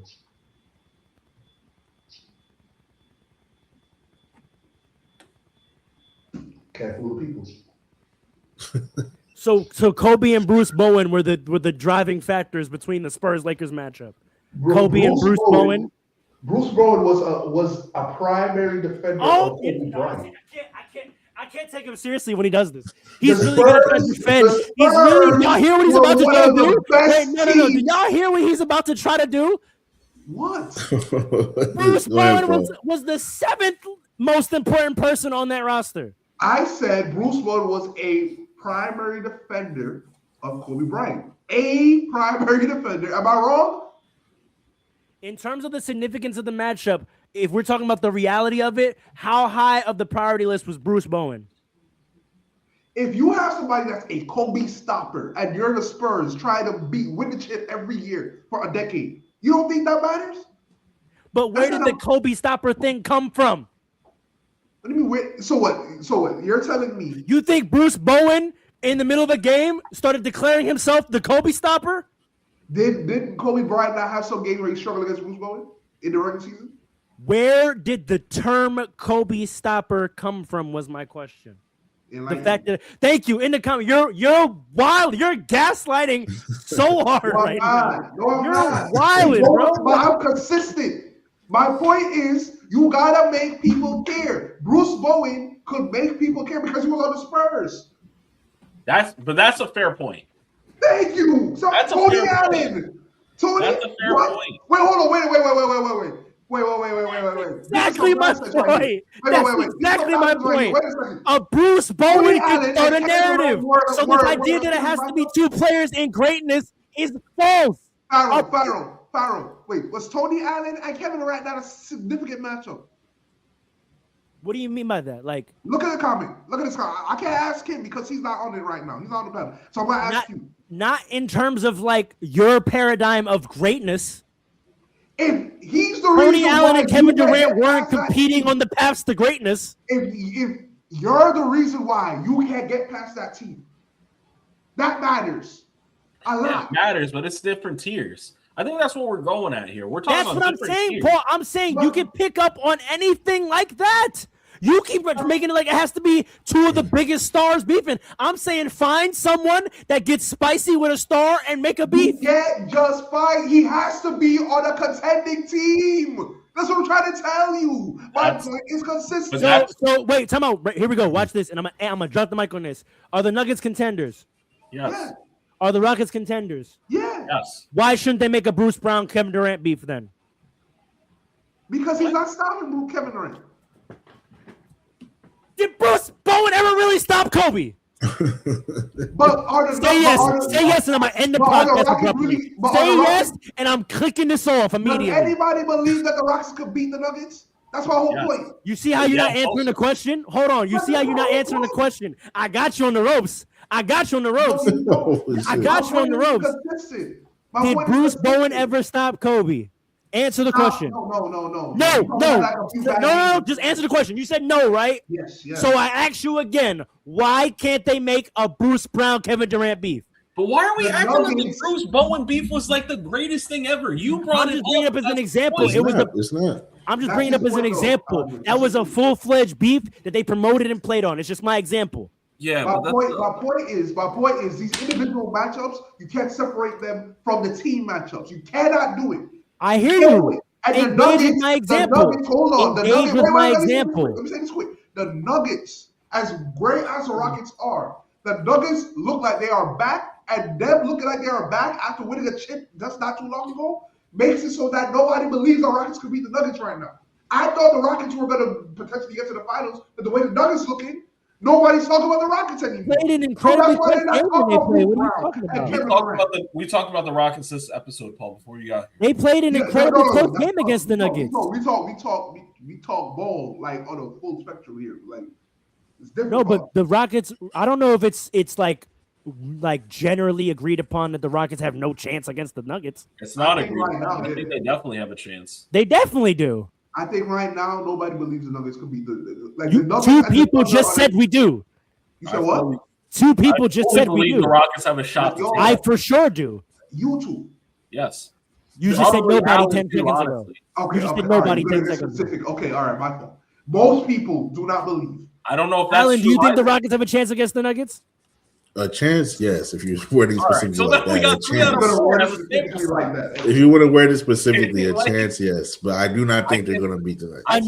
Enough that let me do it straight head on. Is the Tony Allen KD beef back in the day with the Thunder and the Grizzlies, would a Bruce Brown Nuggets Rockets beef be comparable? Bruce Brown. No, it's not. I'm asking Allen. Wait, say it again. The way they stoked a little tiny spicy beef with Tony Allen and Kevin Durant back when the Grizzlies were playing the Thunder. The tiny beef. Would them stoking a beef between Bruce Brown and the Nuggets Rockets like little paradigm be comparable? Hell no. That wouldn't be comparable. Because I don't even remember like the Tony Allen KD beef being. Tony Allen was topping KD low key. He was, but I don't remember it being like a beef. You know what I mean? That Like, wasn't it a big like, one. It's the one the comments brought up. I didn't even bring that one up. But he's saying the Bruce Brown one, he's saying that's not like prime enough to start a beef as much as that one was. Nor is Bruce Brown effective enough either, but Yeah, I don't think it's big enough to for like a thing. Like Bruce Brown, yeah, because what Paul's saying, like Bruce Brown is just not all that. He's not a stopper like that. But you just said the Tony Allen one wasn't that big of a thing itself. Yeah. So like, what's I'm saying that the example the chat brought up with the Tony Allen one, I think I agree. That was a little tiny thing. I'm saying if we are looking to the past for current examples, I'm saying a comparable little tiny thing they could have did to the level of the Tony Allen thing would be this Bruce Brown thing. you can't fool people like that. But y'all just said the Tony Allen thing wasn't even like that. Yeah, he's well. He's well.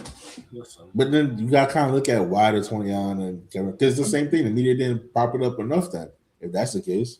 Or it could have been the personalities. Like KD was not trying to really beef like that. KD don't care about none of that. This man, So, Kevin like, Durant, was that's the struggling biggest against thing. Oh, Indiana, matter of fact, and he I got lost the an Grizzlies. easy one. I got an easy one. Pat Bev KD gave us one of the greatest KD quotes of all Okay, time. that's a good one. That's a good Gave us one of the That's a greatest good one. KD quotes of all time. Do you know who I am? I'm Yeah, Kevin Durant. that's a They good one. played that audio for 2.5 years. Years. That's And what team was he on? Pat Bev? Clippers. I'm He's on that listen, team. I'm staying in the realm of agreement of that with you, right? I'm saying even if we control, there's nothing. Even if we look at the top teams right now, Wemby Chet's the only thing we got going. Because listen, man, listen. Start little things. Little things go far. A little thing. Pat Bev wasn't even the primary defender on Kevin But- Durant. That but little actually- thing gave us content for 2 years. But the Clippers That- could. The Clippers But were tough. really quick, that TA going back to the TA KD thing, that kind of goes to like what Farrah has been saying, because it wasn't as great as Tony Allen was a defender for that. Like you got two good players, you got two contending teams. The media still didn't prop it up for that. and it's damn near like a secondary thing on my mind. Like People were talking about it a lot back then. And we remember it, but that is my point. Yeah, so that's still the point. That's No, I'm saying the people, not the media. The people. The fans were talking about it a lot too, because let's not forget the Grizzlies beat the Thunder. No. The Grizzlies give you the media beat quote. the Thunder. Do you want to remember how I remember this? The Hold on, Grizzlies beat the Thunder. Paul, it was a media thing because you know why? What famous Tony Allen quote did we get out of that? Tony Allen quote? Yep. Is that the first team? Where did Pat Bev get this from? All defense, Where did Pat Bev get this from? All defense, yeah. The media picked that up. Tony Allen, first team. That's come on, y'all gotta see deeper. And he was locking up, and his team could win. The Grizzlies could have won the chip that year. Okay, I agree.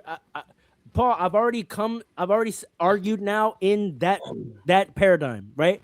I'm saying even if we control for best teams, they're not doing Nathan. They're not even doing something to that level. I mean, you got Chan Wemby. I want more. I think they should pick up on Cade and Brunson more. We agreed on that.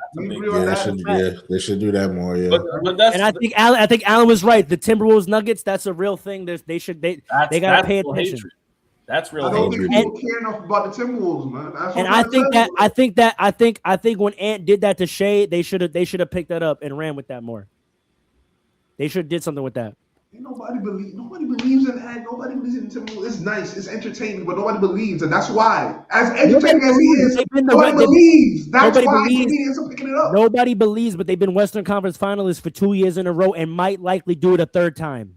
Yeah, and exactly. And nobody believes that they're going to actually get to the finals. Did anyone actually believe Memphis was going to get to the finals? Yes. For a fact. Yes. I'm done. You're a liar. You're a liar. You're a liar. You're a liar. For a fact. You're a liar. You're a liar. The Green Grind Grizzlies. Y'all thought the Green Grind Grizzlies was going to be OKC that year? Y'all thought that was going to be? You are a liar. Excuse me. We're talking about the 2012-2013 Grizzlies, right? yes. Yeah. I literally saw a clip this morning of people talking about that. It was between Rudy Gay and Dwayne Wade. Rudy Gay was like, yeah, we actually believed it, and other people thought about it. And yeah, Rudy Gay. Yeah, Rudy Gay believed it. Sure. Rudy Gay believed it, but other people believed it too. The Spurs, the Grizzlies. Yo, you all OKC. You all are out of your mind. If you were going to sit here and do this revisionist history and tell me that general public truly believe that the Memphis Grizzlies might go to the finals. They over the team that called this name. They beat the Thunder another year. Let's not act like that. Come on, man. They're not whack. It was like a toss. I didn't say they were whack. They were whack. But the Timberwolves aren't whack either, right? And the same way you said no one actually believes they're going to get to the finals, even though they've been to 2 conference finals in a row, that Grizzlies team, did anyone actually think the Grizzlies are going? Yes. Yes. You're a filthy liar, and I'm done. No, I'm not. Come on. You're a filthy liar. So you didn't believe in the Grizzlies. You're a filthy no, and I was a Western Conference fan, locked in every year. Not once did the Memphis ever put fear in my heart. Not once. That's you, and you were a Lakers fan too. But back then, the Grizzlies. Come on, man. The Grizzlies. No one said they weren't nice. Nobody. I know, First it was the Thunder in front of them. And then it was the Warriors in front of them. So stop it. Wait, the Warriors came after. Same era of Memphis, though. You're talking 2013, 2014. By 2014, it was a wrap for the Grizzlies. Nobody believed in the Grizzlies. So a singular season you're describing then? No, I'm talking about from like 2011. I'm talking about like two, 3 seasons. You are out of your mind if you think they beat the Spurs, they beat the Thunder, 2 teams that people thought were championship contenders. And who did they lose to? And who did they lose to each time? Hold on. Wait, let's go through it. 2011, who did they lose to? You go back like 15 years now. Who did they lose? 2012, who went to the? Just look at the finals. Who went to the finals from the West in 2011? The Mavericks. Who went to the finals in the West in 2012 and 2013? Wait, 2012. Under them Spurs. Tell me right now, in 2012 and 2013, you genuinely thought Memphis might beat San Antonio. 2013, the Memphis Grizzlies were in the Western Conference Finals. I know. Who got to the finals? The Spurs, right? My question was, tell me right now, look me in my face and tell me you genuinely believed that in either of those years, Memphis was going to beat San Antonio. I think they had a chance. I don't think. Did you think they were going to? No. No! So stop lying. You did not think the Memphis Grizzlies were beating the San Antonio Spurs with Tim Duncan, Tony Parker, Kawhi Leonard, and Manu Ginobili. Didn't they beat them in 2011? Didn't they beat them in 2011? Yes. Okay, so what are you talking about? I think they had a chance. They beat them in 2011. I don't think that's true either. I'm pretty sure they did. I'll tell you right now. 2011, that just came up. No, because you know what the conference finals were in They went to the 2011? semifinals. Dallas Mavericks over the Thunder. They didn't even get to the conference finals in 11. They got to the semifinals and they lost to the Thunder. You are a liar. Yes, Nomad. Me and Nomad. This was the active part of our fandom in our childhood. We were watching these playoffs intently every day. Our teams were the contenders in these playoffs, and y'all trying to tell me nobody believed in Memphis, bro. Stop it. The Grizzlies beat the Spurs in 2011. In what round? Paul, we know what happened. We talking about if you believe there's going to win it all going into the playoffs. No, I didn't say win it all. Let's say get to the finals. Paul, I said 12 and 13 the Spurs. In 11, it would be different. 11, I didn't think they were going to beat the Thunder, and they didn't. Right, but then they end up see, my point is this, right? They're beating Yes, the teams they ended up getting to the conference finals the next year, and they ran to the Spurs, who I knew were going to beat them. You say that again? Yeah, okay, the next, you said, they lost to Thunder in 11, but they beat them in 12. True, but then they went to the conference finals against the Spurs, who I knew were going to beat them. But they beat the Spurs just not too long ago. I understand that, but it's a whole year difference, right? It's a whole year difference, right? Well, I'm saying when you're in the mix like that, right? When you're in the mix was like was Kawhi Leonard who he was in 2011 versus who he was in 2012? No. So when they beat them in 11, I knew they were going to lose to the Thunder, which they did. The next year, they beat the Thunder because someone was hurt, if you recall. Someone on that OKC Big Three was hurt. So, yes, they beat the Thunder with a hurt superstar core. And then they ran into that version of the Spurs with Kawhi Leonard coming into his own. No, I did not think Memphis was beating the Spurs. No, not for a second. You're a liar. No, you didn't believe the Grizzlies were like that. I know a lot of people that believe the Grizzlies had a chance, had a good chance. Now, I don't think anybody believes in the Timberwolves having a good chance right now to get to the finals. Nobody. Yeah, but that's less to do with who they are, more of who the Thunder are. Say that again? I said that has less to do with who the Timberwolves are and more to do with who the Thunder are. No, because I think a lot of people believe in the Rockets more than them and the Nuggets more than them. I think people believe in I think that's accurate. I don't know if people believe more in the Rockets more than the Timberwolves. For sure. I'm telling you, people do not care about. That's why nobody cares about these. Let's end this. I think I've made the point. The chat is in agreement. Dre's even come to agreement. Wait, whoa, no, I haven't. Yes, you did. What did I agree to? You agreed that there is material available for spicy beefs to be made. Yeah, okay, that's true. I don't think Paul. See, Dre just be wanting to make sure the panel is split. Whole time he be agreeing. No, wait a second. I don't think Paul said anything against that. Yes, he did. We just had an hour-long debate about it. I don't think that was his point, though. His point was that the media doesn't. Why are you always confused? Me and Paul be super clear on what we disagreeing about. Because that's not what I heard. That's not what I heard. Like I said, you be confused. I always try to tell you, Dre, you don't want to hear it. I always try to tell. I said, Dre, you don't hear it right now, but you agree. And you're like, no. And then we get to the end of the debate and we actually lay out what the arguments were. And you be like, oh, that's not what I think. That's not every time without fail. Every time.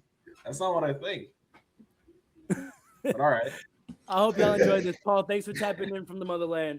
Deuces, we out. Tune in next week when the debate is who's the best 2K player here. Don't do that. Wait, hold on. This is the last episode of the year. It's the last episode of the year. Oh, it is. Fastbreaks family, Happy New Year. I need you to get in the comments and tell us who the Potter of the year is. I gotta go. Let's clip it. Right. Light it up. Peace, y'all. Right.